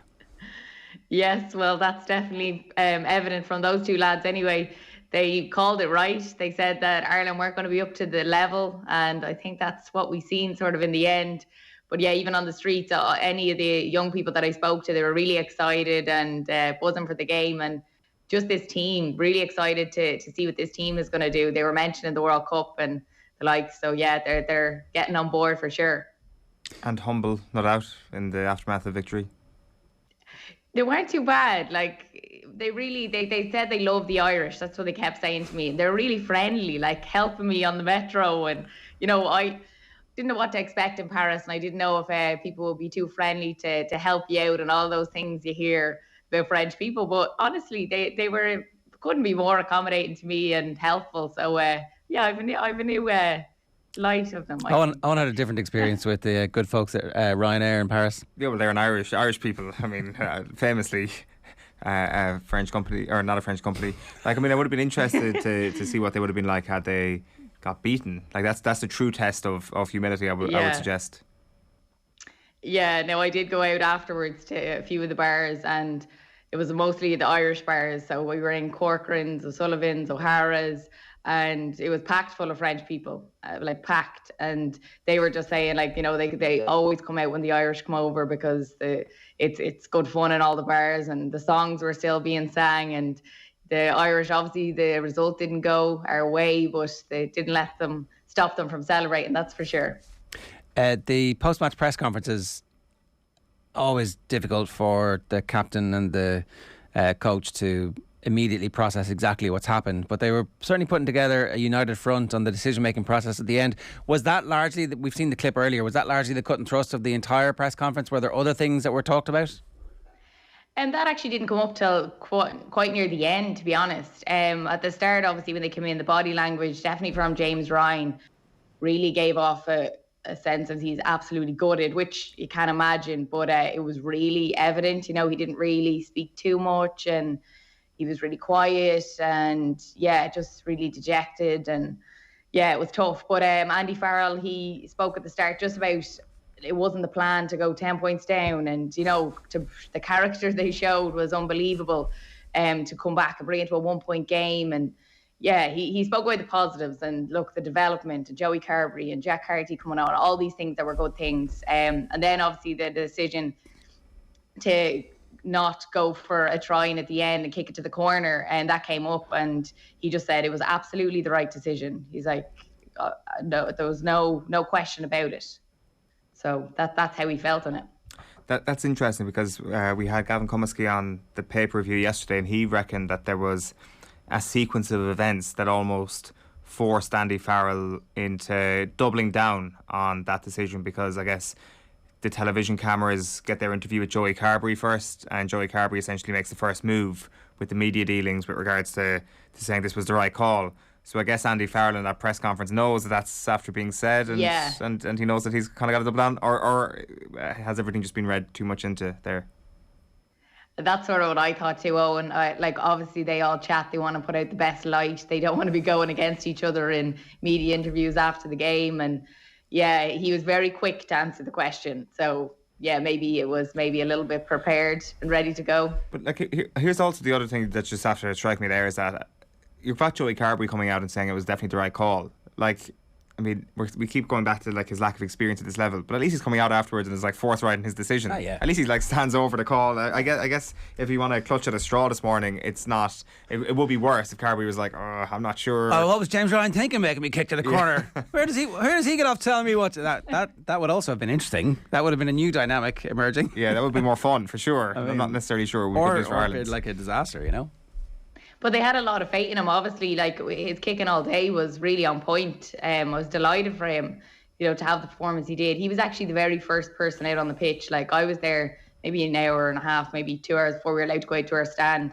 And he was the first one out there. And he was like sort of just doing these passes over and back with one of the coaches. And he was sort of telling the coach what he wanted him to do for him, just, I suppose, just to get a feel for the ball and for the pitch. And it was just really interesting to watch. There was no one out there, just him and the coach. So, yeah, he was well prepared. Look, he deserves, and hopefully we deserve, an unbroken run of 6 or 8 years with him out half for us at this point. And hopefully we look back on this and go, that was an important learning post for him and for James Ryan too, who's a very inexperienced captain at this level. Like, he played a lot of rugby very early on. He's had some periods out with injury. He had some form issues that didn't see him make the lines when everybody thought he was a shoo-in and potential captain material. And now he's finally getting to the point where it's like, okay, I'm getting to see what this is like. And there are setbacks. There are going to be setbacks along the way for everybody. So, all told, though, it seems like while they were immediately devastated, that there was certainly a sense that, okay, this is what the best team in the world right now has to offer. And we were right there with them. Yeah, just as he spoke there about James Ryan, like, it probably did lack that bit of leadership. It was so chaotic, like, it never settled, I don't think, until the second half. It was just constant, like, go, go, go, like nothing like flowed in the game. And maybe that was something they were missing. But for James, yeah, it's definitely something that it's his first time, and out there, you know, against France, it's unbelievable. So we'll only see good things from him, I'm sure. But yeah, they were really positive on the development, looking ahead to obviously the next game and to the World Cup and things like that, because giving Joey a run, lads that come off the bench, Jack Carty, as we said, you know, it was all really positive in that light. All right, we let it go. Aisling, thanks very much. That's Aisling Riley, who was in Paris for us, and obviously we'll keep you up to date on everything else that moves in terms of injury news and anything else that's coming out from the squad over the next few days as we wait to see exactly what team is going to play against Italy. Here's what's going up on OTB Sports Radio today. OTB Gold at 1 o'clock is inside Pádraig Harrington's gaff. It's as nice as you might think. State of the Union is from Keith Wood at 3. Mount Rushmore is County Down at 4. OTB Gold is Lance Armstrong, and OTB Tonight is live with Joe from 7 o'clock. Up next this morning, Mike Carlson joins us to break down the LA Rams winning the Super Bowl. OTB AM on OTB Sports Radio, Ireland's first and only sports radio station. Have you subscribed to the OTB Football Podcast? Couldn't take my eyes off the book, and Aaron decided to propose. So John Delaney is going to be a forever part of my engagement story. We know that Everton have vastly overpaid players, and they've added in Donny van de Beek, who, like, last played football 2 years ago. Interesting when that's who you're hitching your wagon to when it comes to trying to avoid relegation. It's a total rebuild. It's probably the biggest rebuild of a team at Celtic since I don't know, since the war, maybe. Subscribe now to the OTB Football Podcast stream wherever you get your podcasts and download the OTB Sports app. With prices from only €289 for fully comprehensive car insurance, everyone's making the jump to getsetgo.ie. New business policies only. Prices subject to minimum premiums. T's and C's apply. MCL Insurance Services Limited Trading is getsetgo.ie is regulated by the Central Bank of Ireland. OTB AM. With Gillette, put your best face forward with our new and improved razors. So the Rams beat the Bengals 23-20 in Los Angeles at home, SoFi Stadium, to win the Super Bowl last night. I'm delighted to say Mike Carlson, I say last night, it was the early hours of this morning, Mike. So I suspect you're a little bit bleary-eyed. But what was your experience of it like? How was it? Yeah, well, and a happy Valentine's Day to you too. I thought it was a kind of messy game, and one that was defined almost more by mistakes than anything else. But it kind of became what we thought it would be in the fourth quarter, which was very exciting and very good. The Rams' defense, especially their defensive line, which we expected would dominate the game, dominated at least in the run game most of the time.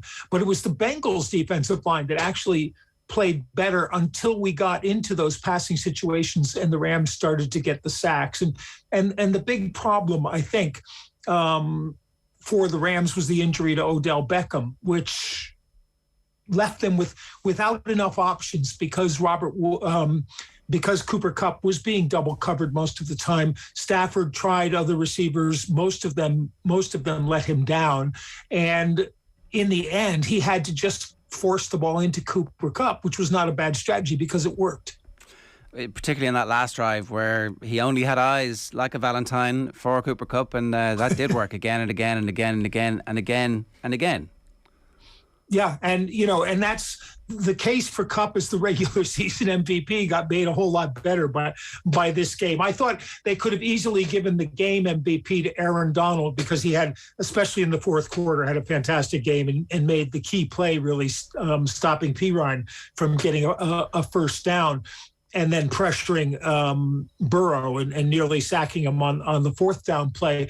But I had Kupp as the MVP there and had him in the betting line as well. So I was probably influenced a little bit. And I thought that was a fair decision.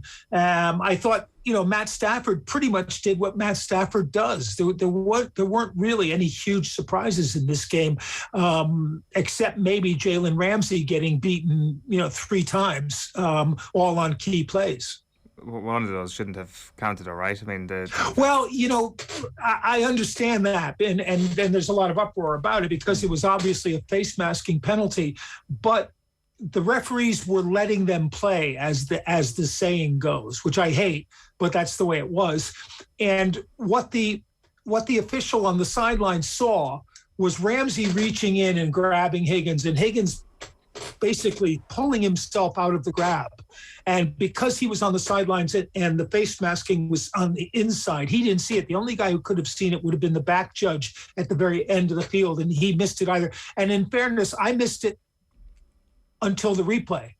And I think everybody did. It happened so quickly that they missed it. But if you're going to let them play, that's the kind of thing that you wind up missing. And, in the NBA, which is kind of the model for NFL officiating these days, in the NBA, they call a lot of fouls until the last 2 minutes and then let them play. And then in the NFL, it's the other way around. They let them play, and then all of a sudden, in the last 2 minutes, they start calling a lot of fouls. Just explain to us then, because one of the first comments that we had this morning was from somebody who was saying the pass interference call at the end, which really extends the drive and I think probably is the winning and the losing of the game. Cooper Kupp is not really held. It's the type of thing that is never really given. I called it before they did. Watching it on the screen, and as soon as they said, "Oh, there's a flag," I said it's got to be Wilson for a hold. I didn't realize that it came late enough to be. But when you watch the replay, you clearly see him turn Cooper Kupp, So Cup's running from right to left, and all of a sudden his body gets turned backwards. And if that's not a hold or interference, I don't know what is. Now, in the tenor of the game, where they were letting that sort of thing go, the jersey pulls, all that kind of stuff weren't being called. I can understand why you say, well, why didn't they let it go? But to me, it's a hold or it's interference. I wasn't going to complain about that. And I was also glad, there was kind of a ticky-tack hold. Was it the next? Yeah, it was the next play, I think, when they had the double foul, and Havenstein got called for a hold. And, I said, oh, finally, because he spent the whole game against the 49ers holding and never got called once. Was the play by Cup throwing to Stafford in the end zone, was that a reaction to the double coverage that you're talking about on Cooper Kupp? Yeah, I mean, what you had to do with Cupp was to get him in motion, to get him open, to beat the guy on the line of scrimmage as much as you can. And I was amazed toward the end of the game that they actually were still in zone at times against Cupp, because that's a recipe for disaster. But it was likely the last thing you would have expected. And you remember when the Eagles ran the Philly special, which was a different thing. It was a more trick play. The Patriots had run that with Tom Brady trying to catch it, and Brady's old legs wouldn't get him onto the ball. And running the same play back at the opposition is always a kind of good thing. So when Nixon had thrown a touchdown pass, the last thing they're expecting is for you to do the same thing. And Cup just missed the pass. Really, it was there. What does the win of the Rams tell us about the state of the game, about Sean McVay, about how to build a roster? Because it frequently just seems to me the analogy of like the NFL is essentially a snow globe that has been shaken, and at the end one team wins, but it's impossible to draw too many conclusions from it. No, I think you're right. You're right about that. You can build a team the way the Rams have, but in this game, the thing that stands out to me, roster building wise, is that when Odell Beckham got hurt, they didn't have a second option. Van Jefferson has been a disappointment for 2 years now, I think, in terms of being that option. When Robert Woods got hurt early in the season, he couldn't step up. Deshaun Jackson wasn't the answer. And I think that's what happened. You have to be very good at building at stocking the back end of your roster in the NFL. Especially they played 21 games this season. That's a lot of punishment. You have to expect that guys are going to be injured and are going to be missing time, and with the concussion protocol, you're going to you've got more of a chance of missing time. So I don't think that many teams will be in a position to be able to try to do what the Rams have done, or are willing to throw away those draft picks. Now, one of the things you have to take into account is the Rams are trading these draft picks from a position of strength record-wise, which means they're low-round draft picks anyway. But if you're a bad team and you want to build on the Rams formula, you don't really want to be trading the first or second or third pick in the draft, because odds are you're going to get an impact player in those spots, especially if you don't have to force yourself for a quarterback. You could argue, the Bengals 2 years ago could have traded that number one pick for more picks for great players under that, but they wouldn't have Joe Burrow. The next year they wouldn't have Jamar Chase, and that's going to be the future of their team. So was the sense then that the Rams really went after this year's Super Bowl, their home Super Bowl, and that to hell with next year and the year after, that there wasn't much future proofing going on here? The irony, obviously, they've got a very young head coach who's possibly going to hang around, or I'm not sure what he's going to do, but is the sense that they went all in on this year's season? Yeah, that's absolutely true, and they'll be able to keep this team more or less intact next year. I think Whitworth's retirement, and I think Beckham as a free agent, are the two big things that they have to cope with. But otherwise, they can keep this team more or less intact. And there's also the factor that Beckham, and to an extent Von Miller, Beckham was an injury replacement. They had to go out and find someone to replace Robert Woods. Von Miller was a late addition because they just needed another rusher. And yeah, it worked. how much, a full season next year, if Von Miller were to stay with the Rams, a full season of an aging pass rusher, you're not going to get back that value that you might have got otherwise, unless you start to rest him, which is pretty much what Denver had decided when they let him go. Yeah, and it was all worth it. If next season they go 1-16, no one cares because they're a Super Bowl team. Really. No, that's absolutely true. Last year everyone was saying, Bruce Arians, no risk it, no biscuit. But that's exactly what the Rams did.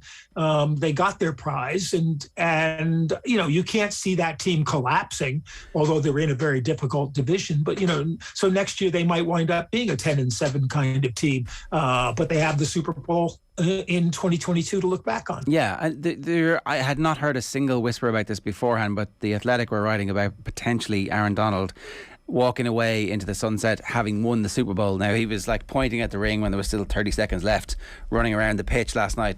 Didn't strike me as a man who was going to say, yeah, okay, I've had enough. But in the aftermath, he wasn't immediately saying, oh no, absolutely, I'm coming straight back. He was like, I'm just going to live in the moment and celebrate. So there is a scenario where he goes, where McVay says, I'll just take the 10 million a year from ESPN to do Monday Night Football. I'll have no work to do apart from watching football for a couple of years and do the John Gruden thing. Is there any scenario where this happens? Donald, as you say, it only came up over the weekend, the first suggestions of this. And he doesn't have much left to achieve, although he's still relatively young. And for him, I think there was a big personal thing in this game because he blamed himself in a lot of ways for the Patriots beating the Rams 13-3 4 years ago, because basically he was single blocked that whole game. And if you can get away with single blocking Aaron Donald, that's a great recipe for beating the Rams. McVay, I think, it's funny because Zach Taylor's the guy who coached under Gruden. He's almost like a Gruden family member. He coached. He started with John Gruden and he coached under Jay Gruden. He'd be the guy you'd think would go on. And McVay, I think McVay keeps coaching, to be honest. Although, somehow he managed to not burn any other timeouts after the first half, which was a huge accomplishment for him. I just think he makes things so much more difficult than they need to be. Although Cincinnati, give them full credit, they just wouldn't let the Rams run, which we kind of thought they would do. We really thought they would pound the ball and then work to make the Bengals get out of a too deep shell of defense, and they were never able to do that. And then losing Beckham, that just made their offense really stall. And so you got to give them a lot of credit for finally figuring out a way, to get through that, even if that way is just like, okay, we give it, Matt, you're going to pump the ball to Cooper Kupp, and that's it. We're going to let our best player make the plays. So gut instinct, both Donald and McVay are back, or McVay definitely, Donald? I think McVay, I would put McVay at 90%, and Donald, I don't know well enough, but from what you read, you'd have to say he's kind of in the sort of 60-40 range. Right now he might be thinking he's done everything he needs to do, and then come May or so, he starts to think, well, maybe I'd like to play football again for another year. Yeah. I mean, just to put in context for people who are maybe casual or enough fans, there's a possibility that he'll get spoken about. He will definitely get spoken about as one of the greatest players of all time. But when they come to speak about defensive players, he'll be right up there. And some people will say that he is as good a player as has ever played the game. Yeah, I mean, he's, in terms of defensive linemen, there are guys who've been like him. Warren Sapp in alternate years when he wasn't overweight played a lot like Aaron Donald did. John Randall on the Minnesota Vikings was a bit smaller but quicker. Those are the two guys who really jump out at me. But he's certainly been the best defensive player in the league for a number of years, which is nowadays kind of unusual for a defensive tackle to get that. You don't get the sack count that attracts the attention, but any tackle who gets, over 12 sacks in a season, say, is absolutely playing fantastic. And he's the greats. I mean, you know, any discussion of the greatest defensive players begins and ends with Lawrence Taylor. But Donald is certainly up there, I think, in the top group of defensive tackles of all time, and probably the one who you could say, if you wanted to use him in the kind of defense that requires him to two-gap, to control two blockers, he's great. And if you want to use him in the kind of defense that requires him to just beat a blocker or a double team and penetrate, he's great. And there aren't that many guys you can say that about. Are the Bengals here for the long haul because Joe Burrow is a sensation, or is this one of those teams who reaches the Super Bowl and then we don't really see that much of them for a couple of years? Well, they got lucky this year in the sense that Cleveland and Baltimore were both riddled with injuries and weren't the teams that we expected them to be at the start. At the start of the season. And so and Pittsburgh, of course, were, you know, running on seeds and stems with Ben Roethlisberger. So that's always going to be a difficult division for them to get out of. But I expect that they will be a better team on paper, at least, next season, because they're going to bring in, you assume, a little bit of offensive line help, which will make Burrow a better player. And they're pretty solid on the defensive side, you know, which we saw in this game. They brought in a lot of defensive backs this year, and some of them were free agents for a reason, like Eli Apple, who made a couple of great plays and had a couple of bad plays, which is the story of his career. So, you know, I think that they've got potential to be bigger. There's a lot of talk always about Super Bowl letdown, how the losing team in the Super Bowl always seems to come back with a bad season in the face of that. But, you know, I think they're kind of a level-headed team, and Zach Taylor is kind of keeps them on an even keel. So, yeah, I would expect them to get better, but I think they'll have a tougher time just getting into the playoffs. Before we let you go, Mike, they assembled the Avengers of hip hop at halftime last night. What was your take, and what is your review of the halftime show? Well, see, I thought Kendrick Bourne was going to be the Niners receiver, but it was Kendrick Lamar. I got confused. I liked it in the sense that the set was fantastic. And the concept was really good. The music didn't blow me away because I thought it was it was aimed more at a non-hip-hop audience. So from that point of view, it would have sold that pretty well as an accessible form of music to people who wouldn't have considered it that way. But I think the big thing for me is that because in LA it's daytime when this game is being played, because you're starting in prime time, East Coast time. So in LA it's still sunshine. There wasn't that energy that you expect in a Super Bowl halftime show where it's dark and the stadium is dark to begin with, and then it lights up and you get all of the razzmatazz and all that kind of stuff that goes on around the act. You didn't have that. So it was kind of like watching the Oscars when everybody's arriving for this gala, kind of dinner kind of thing, but it's 4:00 in the afternoon. And you think, why are you wearing an evening gown at 4:00 in the afternoon? It was that kind of a vibe to it. So I don't think it was as exciting as it might have been. But you do remember that back in 2019 when Colin Kaepernick was being ostracized by the NFL, they made a big deal of hiring Jay-Z to kind of improve their racial awareness and stuff like that. And so 3 years later, what we get is a great halftime show, but I haven't seen much else on the racial front from the NFL. Yeah, maybe it's a handy fig leaf. Mike, good stuff. Thanks a million for joining us. Cheers. Oh, thanks. It's Mike Carlson giving us his review of the Super Bowl last night. Some quick comments coming through. Asniera's 32. Am I saying that right? Is that like a word? Definitely, yeah. It's Ryan's decision, line-out leader and captain. His only question to Joey is, can you kick that? We know the answer now. Pretty much, Carberry can kick anything. This is good. Yeah, he has been excellent. Could he play fullback? Can we see what that's like? Like, I'd like to see a game where Sexton starts at 10 and he's a fullback, just to give ourselves some options here. I'd like to see it as well. Not necessarily saying it's the best option, and definitely not saying that Hugo Keenan is anything but the number one fullback in Ireland, but it'd be a nice thing to see. Okay. Adrian McGrath says, everyone's raving about kicking the penalty, but why isn't Keenan getting absolutely slaughtered for kicking the ball away with 20 to go? There you go. Drop him for that. Try Carberry at 15. That's the option there. It was all about the breakdown. The French slowed us down, turned us over and made us cough up pens. Also, before France try, Gibson Parks kicked a ball way too high and didn't get much ground. I mean, over the course of the 87, 90 minutes, however long the rugby matches last these days, there are individual little errors. It's the totality of the picture that you need to look at. On balance, we played well for a period of the game, not long enough. The better team won by about the right amount. I think that's probably fair.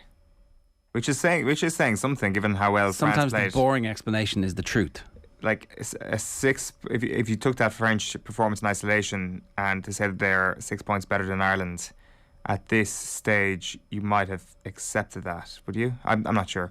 You don't want to accept a defeat, but like France were far from bad. They were good, and to win by 6 points, not bad, but good. Yeah, they've obviously got some incredible players. I do think that they can get to another level. Yeah, that's not to say we can't. Yeah, true. These two teams are going to be pretty close to each other over the next 2.5, 3 years. On the day, I hope so. Who gets refereed the way that we need the game to get refereed? They win. Us, we win. Like, still think their ceiling is a little bit higher on the evidence of the weekend. I think that it's very difficult to compete with the heft that they have, because that gives their lads more time, their creative lads more time to be creative. And their creative lads are amazing. So. Yeah, our creative lads are pretty good too. No, you're not agreeing with that, I see. But I mean, I agreed with the penalty instead of the line out at the time, and not after timing. Like I think a lot are, to be honest. Both kickers were something else as shifty lads. Most people I know were definitely, come on, let's go, this is it, as opposed to, so we're still going to be behind. Interesting choice. Yeah. Carberry should start all the next 3 games. He will become some player for Ireland with game time. Sexton, last 20 minutes to finish off the game. That's the way forward, says Trevor. I agree. I actually, at this stage, like, what's the point in short term? We have to think medium term. I'd be up for giving Ben Healy some game time sooner rather than later. Like, who you bring into New Zealand? Bring Ben Healy. Let's see what happens. Bring Doak. Let's see what happens. I personally wouldn't be going down that far, but I'd definitely be starting Carberry in at least one of those tests. It has to be the first one. Can't be the third one when we're 2-0 down. Yeah. So if he plays well in the first one, it's a situation where he keeps the jersey. Yeah. And I think that that's the situation that they might find themselves in over the next couple of weeks as well. That if Italy doesn't really count. That's the problem. It seems that Quinny earlier on was suggesting that Sexton might start for Italy. Yeah, I mean, that would be an interesting choice, wouldn't it? This utterly meaningless game, we've got to get him out because, like, he always bounces back quickly. Yeah, generally. When he's in this form, he does. Well, he's proven it already this season for Leinster when he came back after little games played. All right, we got to go. OTB AM is brought to you live every morning by Gillette. Good morning. Start with Gillette. Put your best face forward with their new and improved razors. Kenny Cunningham in studio tomorrow with Eoin from 7:30. Plenty of football and rugby across the show. Irish Olympian Emmett Brennan, who wants to fight on the Katie Taylor undercard in New York and open the show in Madison Square Gardens in April. He's not on the card at the moment. He's waging a campaign on social media to get Eddie Hearn to put him on the card. He says he has some pretty interesting people involved in the walkout potentially. Right. So he will tell you all about that on the show tomorrow.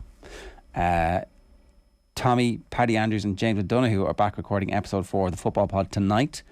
If you've ever had a question for James O'Donoghue, now is your chance. They're running an Ask Me Anything for James tonight. Anything goes, I'm being reliably told. So the Football Pod, James O'Donoghue, Ask Me Anything. You can get it on Instagram. Right now, more reaction to the weekend sport. Here's Malcolm O'Kelly from Sunday's OTB talking to Eoin about Ireland's defeat in Paris. Malcolm O'Kelly is with us. Malcolm, how are you getting on? Hi, very well, thank you. Will we get straight into that point then, since we just heard from Andy Farrell talk about it? What was your thought process, or what was going on in your mind when you saw them edging towards going for the post in that critical moment in the second half? Yeah, I think we were looking, it was at 71 minutes on the clock.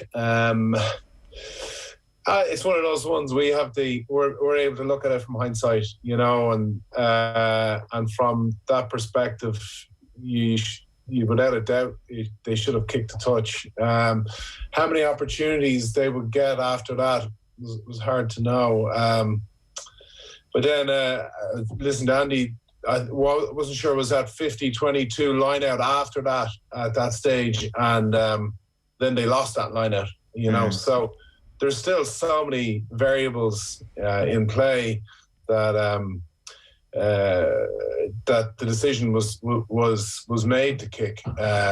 You know, get your points, get closer to the target. But realistically, what did 3 points really give to them? You know, a try at that stage will put them ahead. You know, a penalty kick still, you know, they still need another penalty kick, and that's only to draw. You know, so arguably, what are you really gaining from taking the penalty? Not much. So I think decision probably should have, because they had backed themselves all game to go into touch, and they had scored a mauling try, and as a spectator, I think, you know, they should have kicked it into touch. But as Andy Farrell says, those guys are on the pitch. They know they've kind of got to a stage where they just want to get close, so they took their kick. It's an interesting sort of conversation that happens at that moment, I suspect, not least because of the personalities involved. Joey Carberry starting his first Six Nations game, James Ryan in the captaincy role hasn't experienced that too often, so I'm sure it's something that they learn from. But if you're in James Ryan's position, Mal, if you're kind of a second row at that moment, are you saying to your out half, listen, we've got to try off the line out maul already, I back us here if you go for the corner, or does it not really matter what position you're playing in?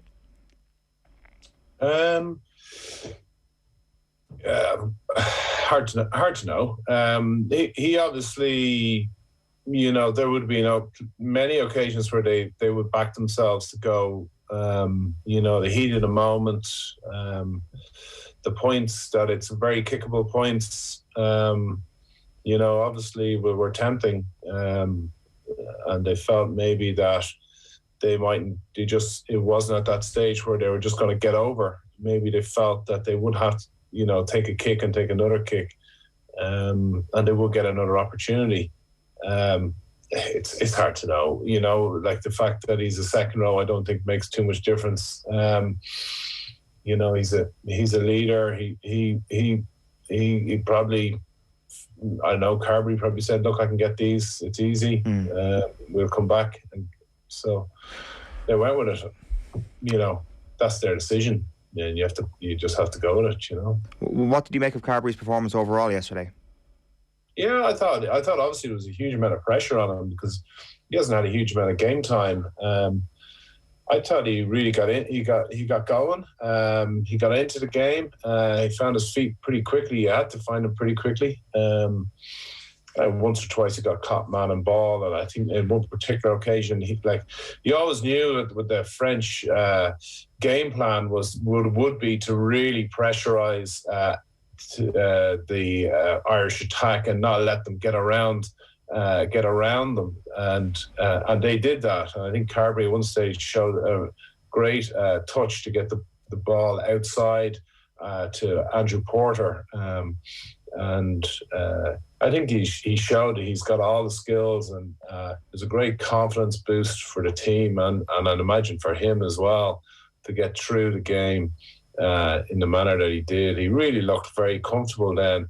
Certainly in the second half, looked really comfortable, and you know, really led from the front, and you know, implemented the strategy and the game plan really well. So you know, Ireland looked really good in attack in the second half, and that was largely down to his ability to make the right decisions. You know, so you know, he did well, really well. It definitely felt that the analysis at full time of Joey Carberry would have been a lot more glowing than, say, that the halftime analysis of Joey Carberry. So that's a positive sign. I suspect that he's already shown an aptitude for finding his way into a game, like his first Six Nations start, and there was already within a game an upward trajectory. Yeah, exactly. You know, I don't know if you could put like the two performances, the first half and the second half performance, very much mirrored Ireland's performance, as in Joey's performance mirrored Ireland's performance. And I don't know if that was just the French, just the opportunities that arose. But Ireland looked a little bit anxious in the first half. They were slightly overrunning, or they were slightly under a bit more pressure. Maybe it was the French defensive line coming up so hard, and the hits being big. But just the decisions seemed to be the wrong decisions. And then in the second half, the decisions and the thought process seemed to be much better. And they suddenly found their feet and their ability to, find soft shoulders and play the game that we've come to admire over the last 4 or 5 months. Why was that, Malcolm? What was the change in your view? Why were they better able to handle that French challenge? I don't know. I think there's, I suppose they have to. There's a belief element there that there is obviously there's a timing thing. There's being able to live in the with the noise and the stadium and what it brings. That was a big away performance, and it's sometimes not as easy to find your kind of your place or your confidence where you can just feel comfortable. Maybe it took a little time. Maybe it took a chat from Andy just to kind of to relax them and calm them down a bit, and make them remember what they're trying to achieve. But certainly, whatever the factors were, they came out in the second half and just maybe it was the fact that they went down down. But at one stage it was 22-7.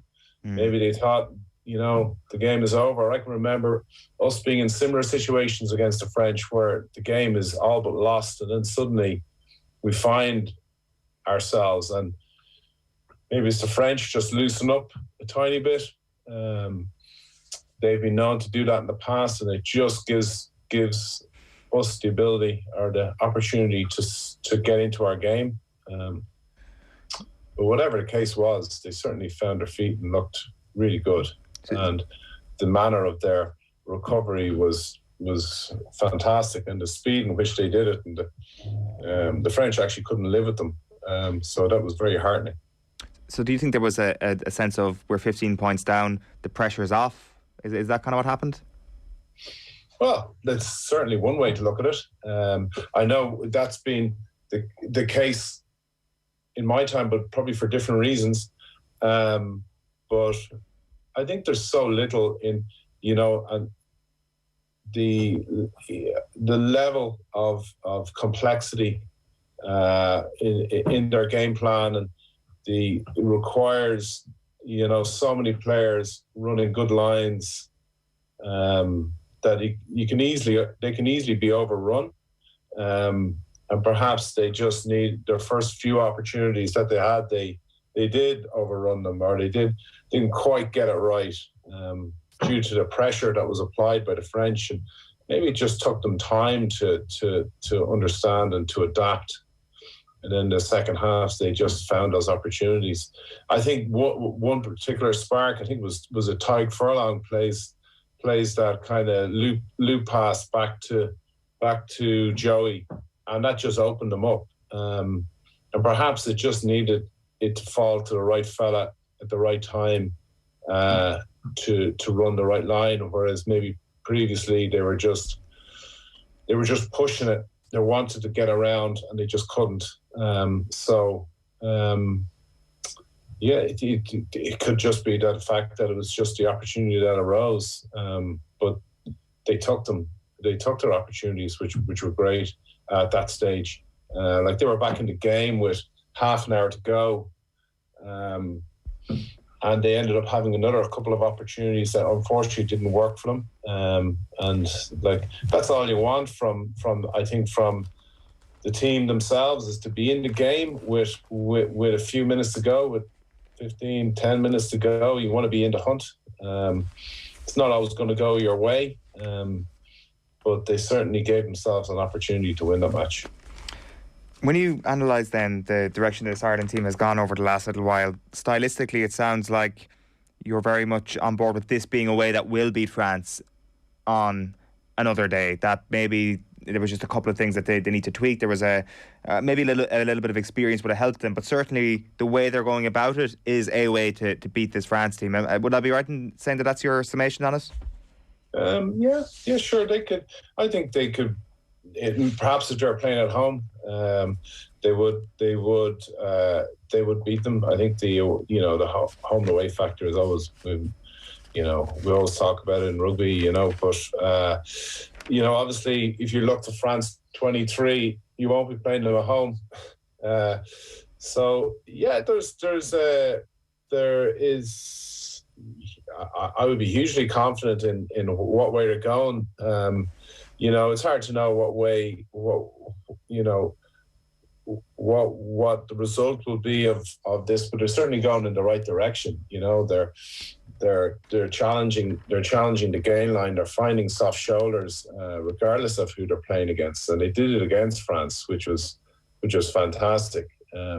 Like France in Stade de France are a really tough team to break down. And they did it on several occasions. So it was really impressive on occasions, and you just felt from them that they did have a couple of opportunities that maybe on another day, would have borne fruit and would have give them the win. So it was, they're definitely going in the right direction. Like they're like, to be honest, the French attack bar, they had a couple of good moments and they were opportunistic, but in phase play, really didn't offer that kind of same detail and quality in attack. They relied on Pinot and Dupont and Entomac for their the absolute the pure quality and flair to find them a soft shoulder. And Ireland, to be fair to Ireland, they may not have the individual quality players like that, but because they work so well together as a team, they're able to live with that team. So it was very impressive. And who knows, they might unearth a couple of more players before the World Cup as well, so they're doing everything in the right way. And so I think the management must be applauded for that. I think it's a pretty well-known fact that Joey Carberry's probably going to start against Italy in a couple of weeks' time. If he plays well in that game, Al, are you then starting him for the next game and potentially getting him into a position where he's got to start in Twickenham? Johnny's the captain of the team, so I'd say they'll just judge Johnny and see when he's right to come back in.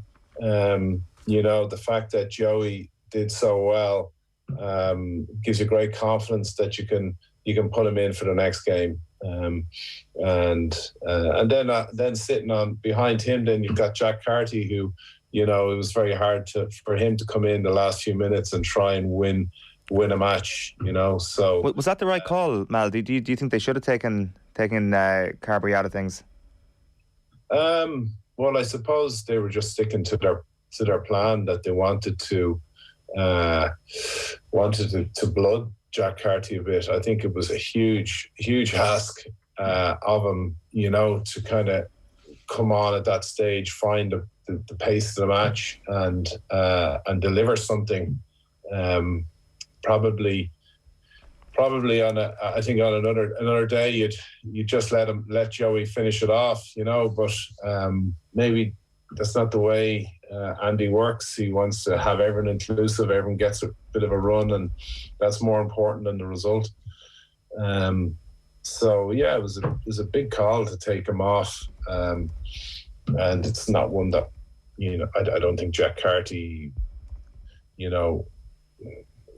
don't think he won the match or lost the match, had he thrown a miraculous skip pass, it wouldn't have won the match anyway. You know, it was kind of, it was the last play of the game. You know, it was a throw the dice. It was, you know, the chances of winning that at that stage were very, very slim. You know, so yeah, was it the right decision? Probably not, but you know, he's probably sticking to his guns on that. When it comes to some of the things that Ireland will analyse from this French experience, I'm sure how they coped with that Sean Edwards defence is going to be one of the big talking points, and the way it was executed with a bunch of very powerful players in that French pack. So what lessons will they take from that when it comes to, say, looking at the power that England are likely to bring? Because that is probably going to be a talking point in the build-up to that game, just like it was last week. Yeah, like what France brought to it is they had a shooter, didn't they? So Dupont would come out of the line, and it's something that the French have used before. You have a flyer, they're flying out of the line, look to try and take that player who's trying to go around behind. But it's not possible each time. It's kind of like that can only happen if you're really well set, and then that's probably not the time to go around the team either.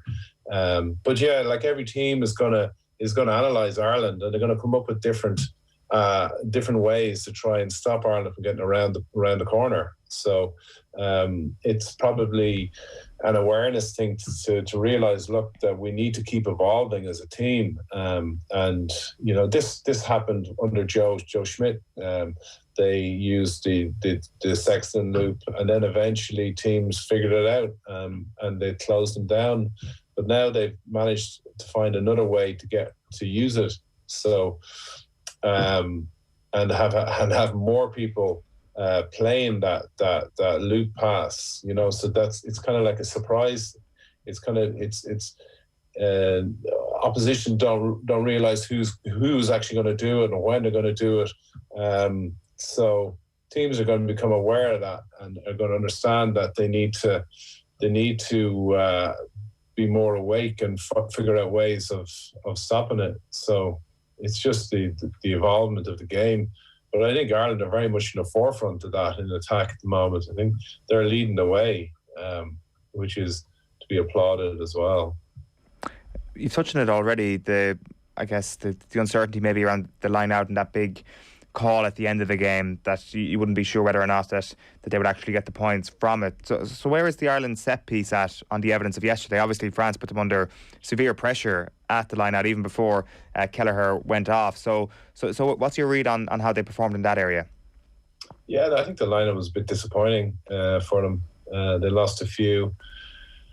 And again, I've been in that same position and lost similar lineouts, and you know, it's very hard to cope with, and you have to just take it on the chin that they didn't go as well, and especially the one they had from the 50-22 from Tyke Burns, unbelievable kick. You know, I think that one will hurt. You know, arguably if they catch that, they maul that down, and you know, they're just in a great position to get something. But they come out of that with absolutely nothing, and then the game turns against them a bit. So yeah, look, you know, lineouts are not a given. There's no guarantee you're gonna win your lineout. You make a call, you run through the movement, and you know, you expect the defence to do a certain thing, and they either buy it or they don't buy it. You know, so on another day, the lineout works perfectly. So you know, they just have to keep believing in what they're doing. Like Paul will obviously run through what happened and look at triggers and figure out, you know, if they can improve in anything. And you know, as I said earlier, it's evolving. You know, so the lineout is evolving, their game is evolving. Nothing stays the same. They can't afford to, because of the analysis that other teams will do. You know, so they'll just have to, you know, lick their wounds and, you know, take it on the chin and move on to the next one. Yeah, they certainly will. All right, Malcolm O'Kelly, great stuff. Thanks a million for that. Thanks. No worries, though. OTB AM. With Gillette, put your best face forward with our new and improved razors.